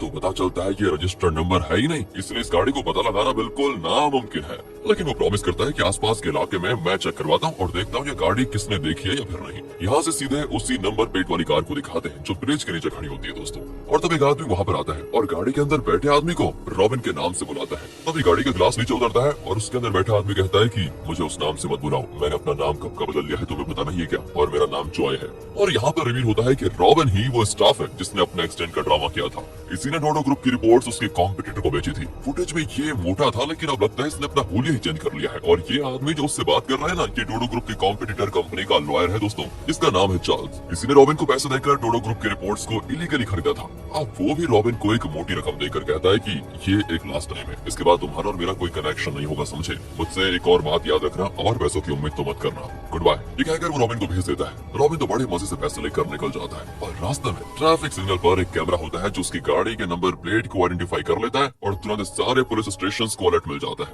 कि ये गाड़ी इस जगह पे है। आखिर दोस्तों पुलिस उसको पकड़ लेती है। जिना का फ्रेंड तुरंत जिना को बता देता है और वो जल्दी से पुलिस स्टेशन की ओर निकलती है। इसी बीच ली और एंड्रयू को लगता है कि जिना जरूरी पूछताछ करने किसी पुलिस स्टेशन में गई होगी, इसलिए वो सियोल के हर पुलिस स्टेशन में जाते हैं। एक पुलिस स्टेशन में जब वो बाहर आते हैं तो जिना वहाँ पहुँच जाती है एंड उन्हें देखकर जिना चौंक जाती है और पूछती है तुम दोनों यहाँ पर क्या कर रहे हो? तुम्हें कैसे पता चला कि उस स्टाफ को अरेस्ट कर लिया गया है? अब ये दोनों चौंक जाते हैं कि अच्छा वो आदमी अरेस्ट भी हो गया। अरे यार, तो क्या मैंने बेवजह अपना मुंह खोल दिया? इन्हें तो पता ही नहीं था। खैर दोस्तों आगे कहती है मैंने ही उस नंबर प्लेट को पता लगाया था, इसलिए पहले मैं जाऊंगी और बोनस पॉइंट्स भी मुझे मिलेंगे। कहकर वो पुलिस स्टेशन को एंटर करने वाली होती है, लेकिन ली उसको झट से गले लगा लेता है और कहता है तुम तो मेरी टीम में हो ना, तुम्हारे बिना टीम सुनी सुनी हो गई है, पता है तुम्हें? और ये तो छोड़िए, पीछे से एंड्रयू भी उस पर झपट पड़ता है कि नहीं नहीं, तुम तो मेरी टीम की जान हो, पहचान हो, सम्मान हो, सब कुछ तुम हो। जिना दोनों को धक्का देकर पुलिस स्टेशन के अंदर जाती है, पर वो वहाँ बैठे रॉबिन को देखकर कहती है नहीं नहीं नहीं, ये तो वो आदमी नहीं है, वो तो बहुत मोटा था। पुलिस वाला कहता है कि देखिए वो नंबर प्लेट वाली गाड़ी नहीं की है, समझे? फिर वो रॉबिन से पूछता है क्या आपने गाड़ी सेकंड हैंड खरीदी थी क्या इस आदमी ने आपको ये गाड़ी बेची थी? कहकर वो रॉबिन को उसी का फुटेज दिखाता है। वो भी झूठ बोलता है कि हाँ इसी आदमी ने मुझे गाड़ी बेची थी। वैसे क्या इस आदमी ने कोई जुर्म किया था जो आप पूछताछ कर रहे हैं? अब दोस्तों पुलिस ऑफिसर तो उसका फिंगरप्रिंट लेना चाहता है, लेकिन उसकी उंगलियों पर ऐसे घाव होते हैं कि फिंगरप्रिंट लिया ही नहीं जा सकता। रॉबिन कहता है देखिए मैं कारपेंटर हूँ, इसलिए मुझे ऐसी चोट लगती रहती है। अब पुलिस ऑफिसर कहता है आपने अनरजिस्टर्ड नंबर यूज करके गाड़ी चलाई है, इसलिए जब तक वो आदमी नहीं मिल जाता जिसने तुम्हें ये कार बेची थी, तुम्हें लॉकअप में रहना पड़ेगा। और दोस्तों फिर क्या था, इन तीनों का प्लान हो जाता है फ्लॉप। यहाँ से इनकी क्लास को दिखाते हैं जहाँ जेजे बताता है कि कल शाम तक हर टीम की रिपोर्ट्स हमें मिल जानी चाहिए। हमने डोडो ग्रुप की तरफ से इस केस को एनालाइज किया है, जिस टीम का रिपोर्ट हमारी रिपोर्ट से मैच करेगा उसे ज्यादा पॉइंट्स मिलेंगे, वरना उस टीम को कोई पॉइंट नहीं मिलेंगे। असल में जेजे ने पहले से एंड्रयू को पेन ड्राइव में सारे केस डिटेल्स को दे दिया था और जाहिर है एंड्रयू जीतेगा। खैर इन्हें कल शाम 6 बजे के अंदर अपने रिपोर्ट्स देने होंगे। फिर जिना तो बहुत सारे चॉकलेट्स लेकर पुलिस स्टेशन जाती है और पुलिस ऑफिसर्स को दे देती है। इसी बहाने वो पूछ भी लेती है कि इस केस में कुछ और पता चला है क्या। वो कहते हैं कि फिलहाल तो नहीं, पर आपको तो अपनी कंपनी को कल शाम तक रिपोर्ट्स देने हैं ना। अगर कोई इन्फॉर्मेशन मिली तो सबसे पहले आपको ही कॉल करूंगा मैं। दूसरी ओर पैनी को दिखाते हैं दोस्तों, जो आइवन कंपनी के ओनर से मिलने चाहती है। असल में दोस्तों जेजे का प्लान ये है कि वो किमी के पिता नेल की मदद से आइवन कंपनी के ओनर को धमकाकर उसकी कंपनी को खरीदने की सोच रहा है। अगर वो आइवन को खरीदने में सफल हो गया तो उन्हें इस केस में अपने कॉम्पिटिटर के खिलाफ प्रूफ मिल जाएगा और वो इस केस को जीत जाएंगे। लेकिन पैनी आइवन के ओनर से मिलती है और कन्विंस करती है कि आप अपनी कंपनी डोडो ग्रुप को बेचने के बजाय उसके कॉम्पिटिटर को बेचिए, जो आपकी कंपनी का ज्यादा दाम देने के लिए तैयार बैठे हैं। तब ली वहाँ पर आ जाता है और कहता है कि सर मैं नेल को अच्छी तरह जानता हूँ, उन्होंने हमें यहाँ भेजा है क्योंकि वो चाहते हैं कि आप डोडो ग्रुप को अपनी कंपनी ना बेचे। कहकर वो चला जाता है। अब ओनर परेशान हो जाता है कि इसे कैसे पता चला कि मैं कंपनी बेचने वाला हूँ। तब पैनी को एक कॉल आता है। कॉल के बाद वो आइवन के ओनर से कहती है, सर अगर आप डोडो ग्रुप को अपनी कंपनी बेचोगे तो नुकसान आपका होगा, इसलिए आप उनके कॉम्पिटिटर को अपनी कंपनी बेचिए। और दोस्तों अब आइवन का ओनर नेल के नाम से जरा डर जाता है क्योंकि वो एक पावरफुल पॉलिटिशियन बन चुका था, इसलिए वो डोडो ग्रुप के कॉम्पिटिटर को ही अपनी कंपनी बेचने का फैसला कर लेता है। दूसरी ओर जिना पुलिस स्टेशन में सो गई थी क्योंकि उसे लगता है कि पुलिस किसी भी वक्त सच का पता लगा लेगी और सबसे पहले इस तरह उससे ही इन्फॉर्मेशन मिलेगी। उसे एक सपना आता है। जब जिना छोटी थी तो एक फायर एक्सीडेंट में उसकी माँ की डेथ हो गई थी। उसके बारे में सोचकर वो नींद में अपनी माँ का नाम ले रही होती है। तब ली वहाँ पर आता है और तब उसको एक बात याद आती है। जब ली देख नहीं सकता था और जिना उसके घर में काम करती थी, तो एक दिन ली ने जिना से पूछा कि तुम कैसी दिखती हो, क्या तुम खूबसूरत हो? जिना ने कहा था नहीं। अच्छा तो तुम क्या बदसूरत हो? जिना ने कहा कि नहीं मैं बदसूरत भी नहीं हूँ। और इस पर ली ने कहा था कि क्या मैं तुम्हारे चेहरे को छू सकता हूँ? जिना ने मना किया तो ली ने कहा था इसका मतलब तुम जरूर बदसूरत होगी, इसलिए छूने नहीं दे रही। और तब उस समय जिना ने कहा था कि ठीक है छू लो। तब ली ने जिना के चेहरे को छूकर फील किया था दोस्तों। अब भी वो जिना का चेहरा टच करने की कोशिश करता है ताकि वो जान पाए कि ये जिना है या नहीं, क्योंकि जिना तो यहाँ किसी और नाम से आई है ना इसलिए। लेकिन अचानक जिना जाग जाती है और कहती है क्यों गुरु तुम्हें भी लॉकर में बंद होना है क्या? ये कहता नहीं मैं तो यूं ही देख रहा था। जिना कह देती है कि ध्यान से सुनो, अगली बार मेरे चेहरे पे हाथ रखने की कोशिश की तो तुम्हारे चेहरे पे मेरी लात होगी समझे? कहकर वो मुंह धोने जाती है। तब ली रॉबिन के पास जाता है जो लॉकर में बंद है और कहता है मुझे आपसे एक बात पूछनी थी। और वो कहता है मुझे नींद आ रही है तुम जाओ। अच्छा तो क्या आप मुझसे कुछ छुपाने की कोशिश कर रहे हैं? रॉबिन को दोस्तों गुस्सा आ जाता है। तब ली उसके चश्मे को नोटिस करता है और पूछता है सर ये आपने बिना लेंस का चश्मा क्यों पहन रखा है? वो कहता है तुमसे मतलब, जाओ वरना बहुत बुरा होगा। अब यहाँ दोस्तों ली को इन पर शक होने लग जाता है। अगले दिन शाम को सभी अपने रिपोर्ट्स सबमिट करने में लगे होते हैं। एंड्रयू तो बिना मेहनत के जेजे के दिए हुए पेन ड्राइव से डिटेल्स निकाल कर रिपोर्ट बना लेता है और सबसे पहले सबमिट भी करता है। फिर ली की टीम रिपोर्ट देती है तो मोजो कहता है कि तुम इतना लेट क्यों आए? सिर्फ 1 मिनट बचा है, थोड़ी सी भी देर हो जाती तो मैं रिपोर्ट नहीं देता। तब ली कहता है सर मुझे आपसे एक जरूरी बात करनी है। मोजो कहता है अगर बहुत जरूरी है तो ठीक है वरना मेरा टाइम वेस्ट मत करो। ली कहता है कि बात को सुनोगे तो आपको खुद पता चल जाएगा। यहाँ से अगले दिन इनकी दी हुई रिपोर्ट्स के हिसाब से रैंकिंग्स दी जाती है इनको। फर्स्ट रैंक पर फिर से ये एंट्री होता है, जाहिर है उसे कंपनी का रिपोर्ट मिला था इसी वजह से वो फर्स्ट बार आया है। ली अब दोस्तों 9th रैंक पर चला गया है। जेजे कहता है कि यही फाइनल रिजल्ट है, टॉप 8 रैंक्स को ही अगले पड़ाव पर भेजा जाएगा। लेकिन तब मोजो वहाँ पर आकर कहता है कि देखिए घबराने की जरूरत नहीं है, ये टेम्पररी रैंकिंग्स है। वैसे असल में कोर्ट में सेकंड हियरिंग के बाद जो रिजल्ट होगा उसके आधार पर मार्क्स भी बदलेंगे, इसलिए ये फाइनल रैंकिंग नहीं है। यह सुनकर जेजे चौंक जाता है और यहाँ फ्लैशबैक में दिखाते हैं कि शाम को ली ने मोजो से एक जरूरी बात कही थी। उसने कहा था कि जेजे एंड्रयू की मदद कर रहा है। उसने कंपनी की रिपोर्ट्स की डिटेल्स एंड्रयू को दे दी। उस समय मोजो पूछता है कि ये तुम कैसे कह सकते हो? ली ने कहा था कि आप रिपोर्ट्स देखेंगे तो पता चल जाएगा। एंड्रयू की रिपोर्ट आपकी कंपनी की रिपोर्ट से ज्यादातर मिलती जुलती होगी। अगर एंड्रयू ने खुद इन्वेस्टिगेट किया होता तो वो एकदम डिट्टो रिपोर्ट नहीं दे पाता।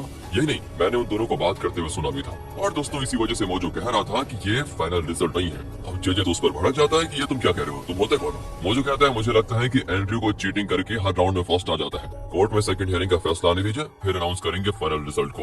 अब एंड्रयू ली को चिढ़ाता है कि क्यों दोस्त 9th रैंक पे जाकर कैसा लग रहा है तुम्हें? पर ली कुछ नहीं कहता दोस्तों, उसको सब पता है। लेकिन अब ली की टीम ठान लेती है कि यहाँ चाहे वो पास हो या फेल, अगर वो थोड़ी और इन्वेस्टिगेशन करेंगे तो असलियत का खुद ब खुद पता लगा सकते हैं और उसी के आधार पर वो कोर्ट का फैसला भी बदल सकते हैं। और इसी इरादे से वो केस को और स्टडी करने लगते हैं। और एंड्रयू की टीम तो जीतने की खुशी में क्लब में यहाँ देखो कितना एंजॉय कर रही है। यहाँ से डोडो ग्रुप के चेयरमैन के घर को दिखाते हैं जहाँ चेयरमैन, उसकी वाइफ और नेल बैठे होते हैं। तो वहाँ पर जेजे और किमी भी आते हैं। असल में चेयरमैन नेल के इन्फ्लुएंस को यूज करके ही आइवन कंपनी को खरीदने जा रहा है। नेल कहता है कि अरे आप फिक्र मत कीजिए, आइवन कंपनी अब आपकी हुई समझो। पर दोस्तों ये लोग नहीं जानते कि आइवन का ओनर अपनी कंपनी इनके कॉम्पिटिटर को बेचने वाला है। नेल की मदद के बिना ये डीलिंग तो हो नहीं सकती, इसलिए चेयरमैन ने उसे और जेजे को भी इनवाइट किया था। वो सबको अंदर बुलाता है जे तो चौंक जाता है कि इसे तो मेरे पास बैठकर खाने में तकलीफ थी, लेकिन अब मुझे खाने के लिए इनवाइट भी कर रहा है। वाह। चेयरमैन कहता है कि तुम मेरी कंपनी के लॉयर हो और नेल ने मुझे बताया कि आइवन कंपनी को कन्विंस करने में तुम्हारा भी हाथ था, इसलिए ज्यादा मत सोचो और खाना खाते हैं। जे बड़ा खुश होता है कि आखिर चेयरमैन ने उसको एक बढ़िया दर्जा दिया। दूसरी ओर ली की टीम बार बार रॉबिन का फुटेज देख रही होती है। अब जीना तो तंग आ जाती है कि बार बार देखने से कुछ ज्यादा तो देखेगा नहीं इसमें, लेकिन ली कहता है कि अगर मुझे इस आदमी की आवाज मिल जाए तो मैं सच का पता 2 मिनट में लगा लूंगा। असल में दोस्तों ली को शक हो गया था कि जो आदमी लॉकअप में है वही रॉबिन है, जो कि इस वीडियो में है। एंड इस फुटेज में उसकी आवाज तो है नहीं। ली कहता है कि इसमें नहीं है तो क्या हुआ, उस दिन कैफेटेरिया में बैठे लोग उसकी वीडियो बना रहे थे, शायद उनमें से किसी ने वीडियो रिकॉर्ड की होगी और उसकी आवाज भी उसमें जरूर रिकॉर्ड हुई होगी। फिर वो कंपनी में जाकर एक स्टाफ से उस दिन का फुटेज ले लेती है जो उस दिन कैफेटेरिया में बैठी थी और रॉबिन की वीडियो बना रही थी। उसमें रॉबिन की आवाज को सुनकर ली को पक्का यकीन हो जाता है कि यही आदमी लॉकअप में है, यानी वही रॉबिन। ली तुरंत पुलिस स्टेशन कॉल करके कहता है कि वही रॉबिन है, उसे छोड़िए मत। पर पुलिस कहती है वही वाले सवाल कि बिना प्रूफ के हम 24 घंटे से ज्यादा उसे स्टेशन में नहीं रख सकते, इसलिए हमने उसको छोड़ दिया।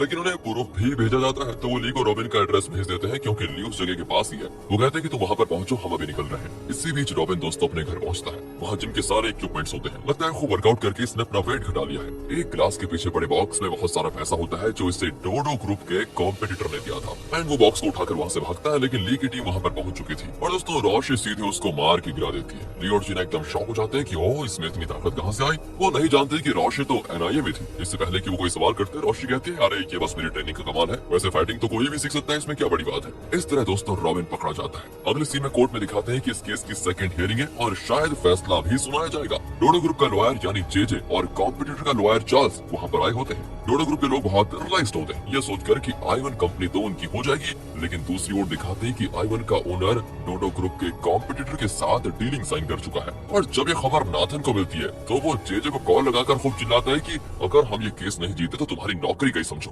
तुम तो कह रहे थे कि आइवन हमारी होगी और वो तो हमारे कॉम्पिटिटर को कंपनी बेच रहा है। जे की यही धड़कन रुक जाती है और यहाँ कोर्ट में हियरिंग होती है शुरू। अगर आइवन कंपनी डोडो ग्रुप की हो जाती तो शायद वो इनके सपोर्ट में गवाही देते, लेकिन अब वो भी इनके हाथ से निकल चुका था। अब चार्ल्स कहता है कि डोडो ग्रुप ने हमारी कंपनी के पेटेंट्स को चुराकर अपनी कंपनी के फायदे के लिए यूज किया है, ये रहा प्रूफ। कहकर वो कोर्ट में उस रिपोर्ट को सबमिट करता है जो डोडो ग्रुप के स्टाफ यानी रॉबिन ने पैसों की खातिर चार्ल्स को दिया था। पर जे कहता है ये सरासर झूठ है, इन्होंने हमारे स्टाफ रॉबिन को पैसे देकर इस तरह का रिपोर्ट लिखवाया है। हमने इनकी कंपनी के पेटेंट्स नहीं चुराए, हम सब ये समझ रहे थे कि रॉबिन मर चुका है, लेकिन वो तो जिंदा है, ये रहा उसका प्रूफ। कहकर वो एक पेन ड्राइव में उसका फुटेज कोर्ट में पेश करता है। चार्ल्स कहता है कि अच्छा वो होगा जिंदा तो इसमें हमें क्या, लेकिन आप ये कैसे कह सकते हैं कि हमने उसको पैसे देकर ये रिपोर्ट लिखवाई, इस बात का कोई सबूत है आपके पास? जज अब जे से कहते हैं कि ये एकदम सही सवाल है, क्या आपके पास उसका प्रूफ है?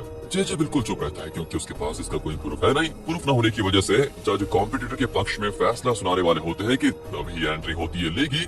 वो पुलिस को साथ लाया होता है जिन्होंने रॉबिन को अरेस्ट कर लिया था। वो कोर्ट को बताता है कि यही है रॉबिन, फुटेज में मोटा था लेकिन अब वर्कआउट करके फिट हो गया है। उसको देखकर चार्ल्स के पसीने छूट जाते हैं। आपको अच्छे से समझ में आएगी। पिछले पार्ट के एंड में हमने देखा कि जब जज ने जे से प्रूफ मांगा तो किसी तरह उसे चुप्पी साधनी पड़ी क्योंकि उसके पास प्रूफ नहीं था और एंड वक्त पर वहाँ ले आया और उसे तब पता चला कि वो गद्दार रॉबिन जिसने डोडो ग्रुप की रिपोर्ट को उनके कॉम्पिटिटर को बेचा था वो पकड़ा गया। तो उसको देखकर चार्ल्स की हालत खराब हो गई थी। इस पार्ट की शुरुआत में दिखाते हैं कि कोर्ट में ली बताता है यही आपको सच बताएगा। रॉबिन के स्टेटमेंट के आधार पर जे को भी अपना प्रूफ मिल जाता है क्योंकि रॉबिन के मोबाइल पर चार्ल्स के कॉल करने का प्रूफ होता है। लेकिन अब कहा चार्ल्स कहता है कि अरे ये आप कैसे कह सकते हैं, मैंने उसे किसी और केस के सिलसिले में कॉल किया होगा।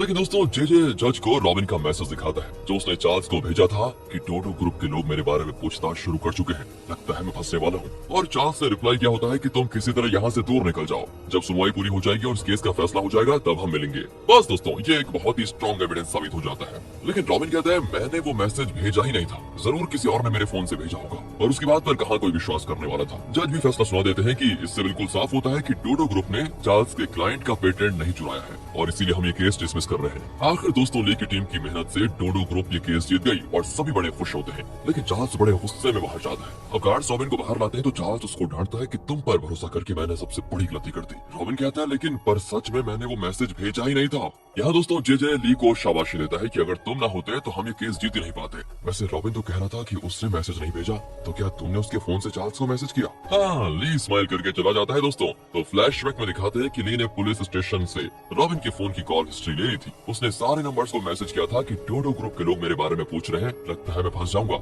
लेकिन सिर्फ एक ही नंबर से रिप्लाई आया और वो था चार्ल्स का नंबर। ली ने दोस्तों अपनी चाल की बदौलत डोडो ग्रुप को ये केस जितवा दिया था। उसकी समझदारी देखकर जे भी बड़ा इंप्रेस हो जाता है। इतने में नाथन उसे कॉल करके कहता है कि मैं तुरंत उस ली से मिलना चाहता हूँ, उसे मेरे पास लेकर आओ। जे ली को वहाँ लेकर चला जाता है। वो तो ली की बहुत प्रशंसा करने लगता है कि आज कोर्ट में तुमने जो कमाल का काम किया उसके बदले में तुम्हारे लिए जितना करूँ उतना कम है। तुम्हारी वजह से डोडो ग्रुप बड़ी मुसीबत से बच गया है। पर ली को उस पर बहुत गुस्सा आता है क्योंकि इसी के कहने पर जे ने ली के पेरेंट्स को खत्म किया था और ली को भी खत्म करने वाला था। लेकिन ली यहाँ पर अपना गुस्सा दिखाता नहीं और मन ही मन सोच लेता है कि तेरे लिए तो मैं बहुत बड़ा गड्ढा खोद रहा हूँ। अब नाथन जे को डांटने लगता है कि तुम इतने बड़े लॉयर होकर जो काम नहीं कर पाए वो ली ने कर दिखाया। पर ली कहता है सर जे ने हमें बहुत एनकरेज किया है और उनके मोटिवेशन की वजह से ही हमें सब कुछ कर पाए हैं। ली ऐसा कहेगा ये तो जे ने भी एक्सपेक्ट नहीं किया था। वो सोच में पड़ जाता है कि मैंने कब इसको एनकरेज किया भाई। उसे दोस्तों अब ली पर शक होने लग जाता है कि ये मेरी तरफदारी क्यों कर रहा है। वो ली को अकेले में बुलाकर पूछता है कि सच बताओ तुम हो कौन और तुम्हारा मकसद क्या है। मैंने जो तुम्हारे साथ ट्रेनिंग में किया उसके लिए तो तुम्हें मुझसे गुस्सा होना चाहिए।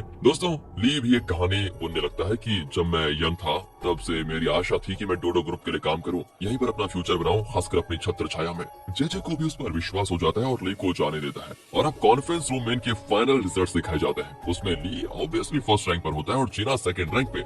इनके अलावा 6 और लोग सिलेक्ट हुए हैं। इसमें एंड्रयू को मिली होती है 4th रैंक और शेरिल 8th रैंक पर होती है। जे कहता है कि 40 कैंडिडेट्स में सिर्फ ये 8 लोग आगे की ट्रेनिंग के लिए निकल जाएंगे और वो ट्रेनिंग चाइना में होगी। यह सुनकर वो बड़े खुश होते हैं कि चलो चाइना जाने का मौका मिलेगा। रोशी ली को देखती है तो ली भी उसको देखता है, लेकिन तब वो उठकर चली जाती है। और अगले सीन में वो ट्रेडमिल पर भाग रही होती है तो उसका वही साथी आकर पूछता है कि सब कुछ कैसा चल रहा है। रोशी कहती है कि मैंने तुम्हें ली के बारे में पता लगाने के लिए कहा था, उसका क्या हुआ।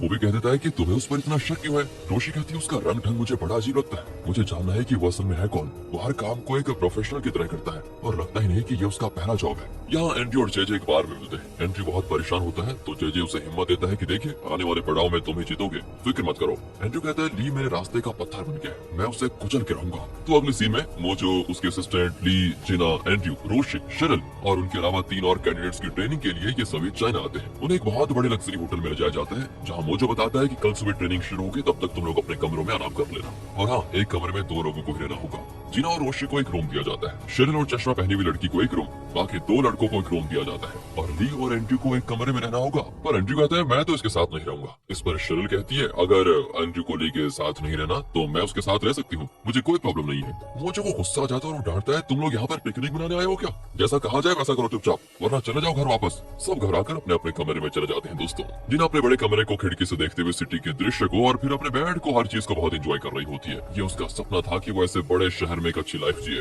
वो हर चीज की तारीफ करने लगती है, लेकिन रोशी वो उसको डांट देती है कि ज्यादा चबड़ चबड़ मत करो, क्या तुमने सब कुछ पहली बार देखा है, सो जाओ चुपचाप। जिना भी कह देती ठीक है मालकिन सो जाती हूँ। यहाँ तो ली और एंड्रयू एक दूसरे का मुंह तक नहीं देखते। एंड्रयू कहता है लाइट ऑफ करो, मुझे नींद आ रही है। और ली कहते हैं अंधेरे में मुझे नींद नहीं आती। और गुस्से में एंड्रयू लाइट ऑफ कर देता है। दोस्तों कुछ देर के बाद ली फिर से लाइट ऑन कर देता है और फिर क्या इनका झगड़ा होता है शुरू। जैसे तैसे दोनों सो ही जाते हैं। सुबह होती है तो ये सीन होता है, देखिए दोनों चौंक कर उठते हैं। एंड्रयू कहता है छी छी छी छी छी, मैं तुमसे लिपट कर कैसे सो गया। ली भी अपने हिस्से का चिल्लाता है कि मेरी चॉइस इतनी घटिया तो नहीं हो सकती। यहाँ सीन होता है कट और ट्रेनिंग होती है शुरू, वो भी बीच पर। दोस्तों सभी भाग भाग कर थक जाते हैं और कहते हैं कि सर आज की ट्रेनिंग खत्म हुई ना, कल तो छुट्टी है। मोजो कहता है कि कल छुट्टी है, तुम लोग कल एंजॉय कर सकते हो। सबके तो दोस्तों जैसे पार निकल आते हैं कि वाह कल छुट्टी है। अगले दिन वो वाटर पार्क में खूब एंजॉय करते हैं। इतने दिन की कठिन ट्रेनिंग के बाद छुट्टी मिली है तो सभी अपने अपने तरीके से मजा लेते हैं। जिना और दूसरी लड़की हर जगह खड़ी होकर फोटोज ले रही होती है। अब ये देखकर शेरिल रोशी से कहती है देखो इस लड़की को देखो कितना चीप बिहेव कर रही है, लगता है पहले कभी घर से बाहर निकली नहीं। यहाँ से अगले दिन इन्हें आगे की ट्रेनिंग के बारे में बताया जाता है। मोजो बताता है कि इस शहर में बड़े बड़े बिजनेसमैन हैं जिन्हें तुम्हें हमारे कुछ प्रोडक्ट्स को बेचने होंगे, इसलिए तुम्हें उन बिजनेसमैन को हमारे प्रोडक्ट्स की ओर आकर्षित करना है, समझे। और इस काम के लिए तुम्हें डांस सीखना होगा। ये सब कुछ सुनकर तो लोग चौंक जाते हैं कि भाई ये कैसा काम है। और अब चारों लड़कियों को कार्ड्स दिए जाते हैं ताकि वो अपने डांस पार्टनर को सिलेक्ट कर पाए। पहले जिना की बारी आती है तो वो ली को देखती है और वो तो आंखों से इशारा करता है कि प्लीज मेरी माँ गलती से भी मुझे मत चुनना। एंड्रयू भी मुंह मोड़ लेता है कि प्लीज मुझे सिलेक्ट मत करना। पर जिना तो ली को ही सिलेक्ट करती है। नेक्स्ट रोशी एंड्रयू को सिलेक्ट करती है। एंड्रयू बड़ा खुश होता है कि ये हुई ना बात। शेरिल और दूसरी लड़की बाकी 2 लड़कों को सिलेक्ट कर लेती है। फिर उन्हें डांस सिखाया जाता है। जिना को तो जैसे डांस का डी तक नहीं आता, सब मिलकर उसको सिखाने में लगे होते हैं। यहाँ डोडो ग्रुप को एक कॉल आता है और एक स्टाफ अटेंड करता है। वो चौंक कर कहता है क्या नकली मेडिसिन। और फिर टीवी पर न्यूज आता है कि कोरिया में नकली मेडिसिन की एंट्री की वजह से डोडो ग्रुप की फार्मेसी का बहुत नुकसान हो रहा है और स्टॉक मार्केट में उसकी पोजीशन गिर रही है। डोडो ग्रुप का चेयरमैन मीटिंग बुलाता है और टेंशन होता है कि कौन इस तरह के नकली मेडिसिन यहाँ बेच रहा है और हमारा नाम खराब कर रहा है। नाथन भी कह देता है कि डोंट वरी पापा, मैं जल्द ही पता लगा लूंगा। चेयरमैन तो गुस्सा करता है कि तुम अगर सच में कुछ उखाड़ पाते तो क्या अब तक पता नहीं लगा पाते तुम उसका।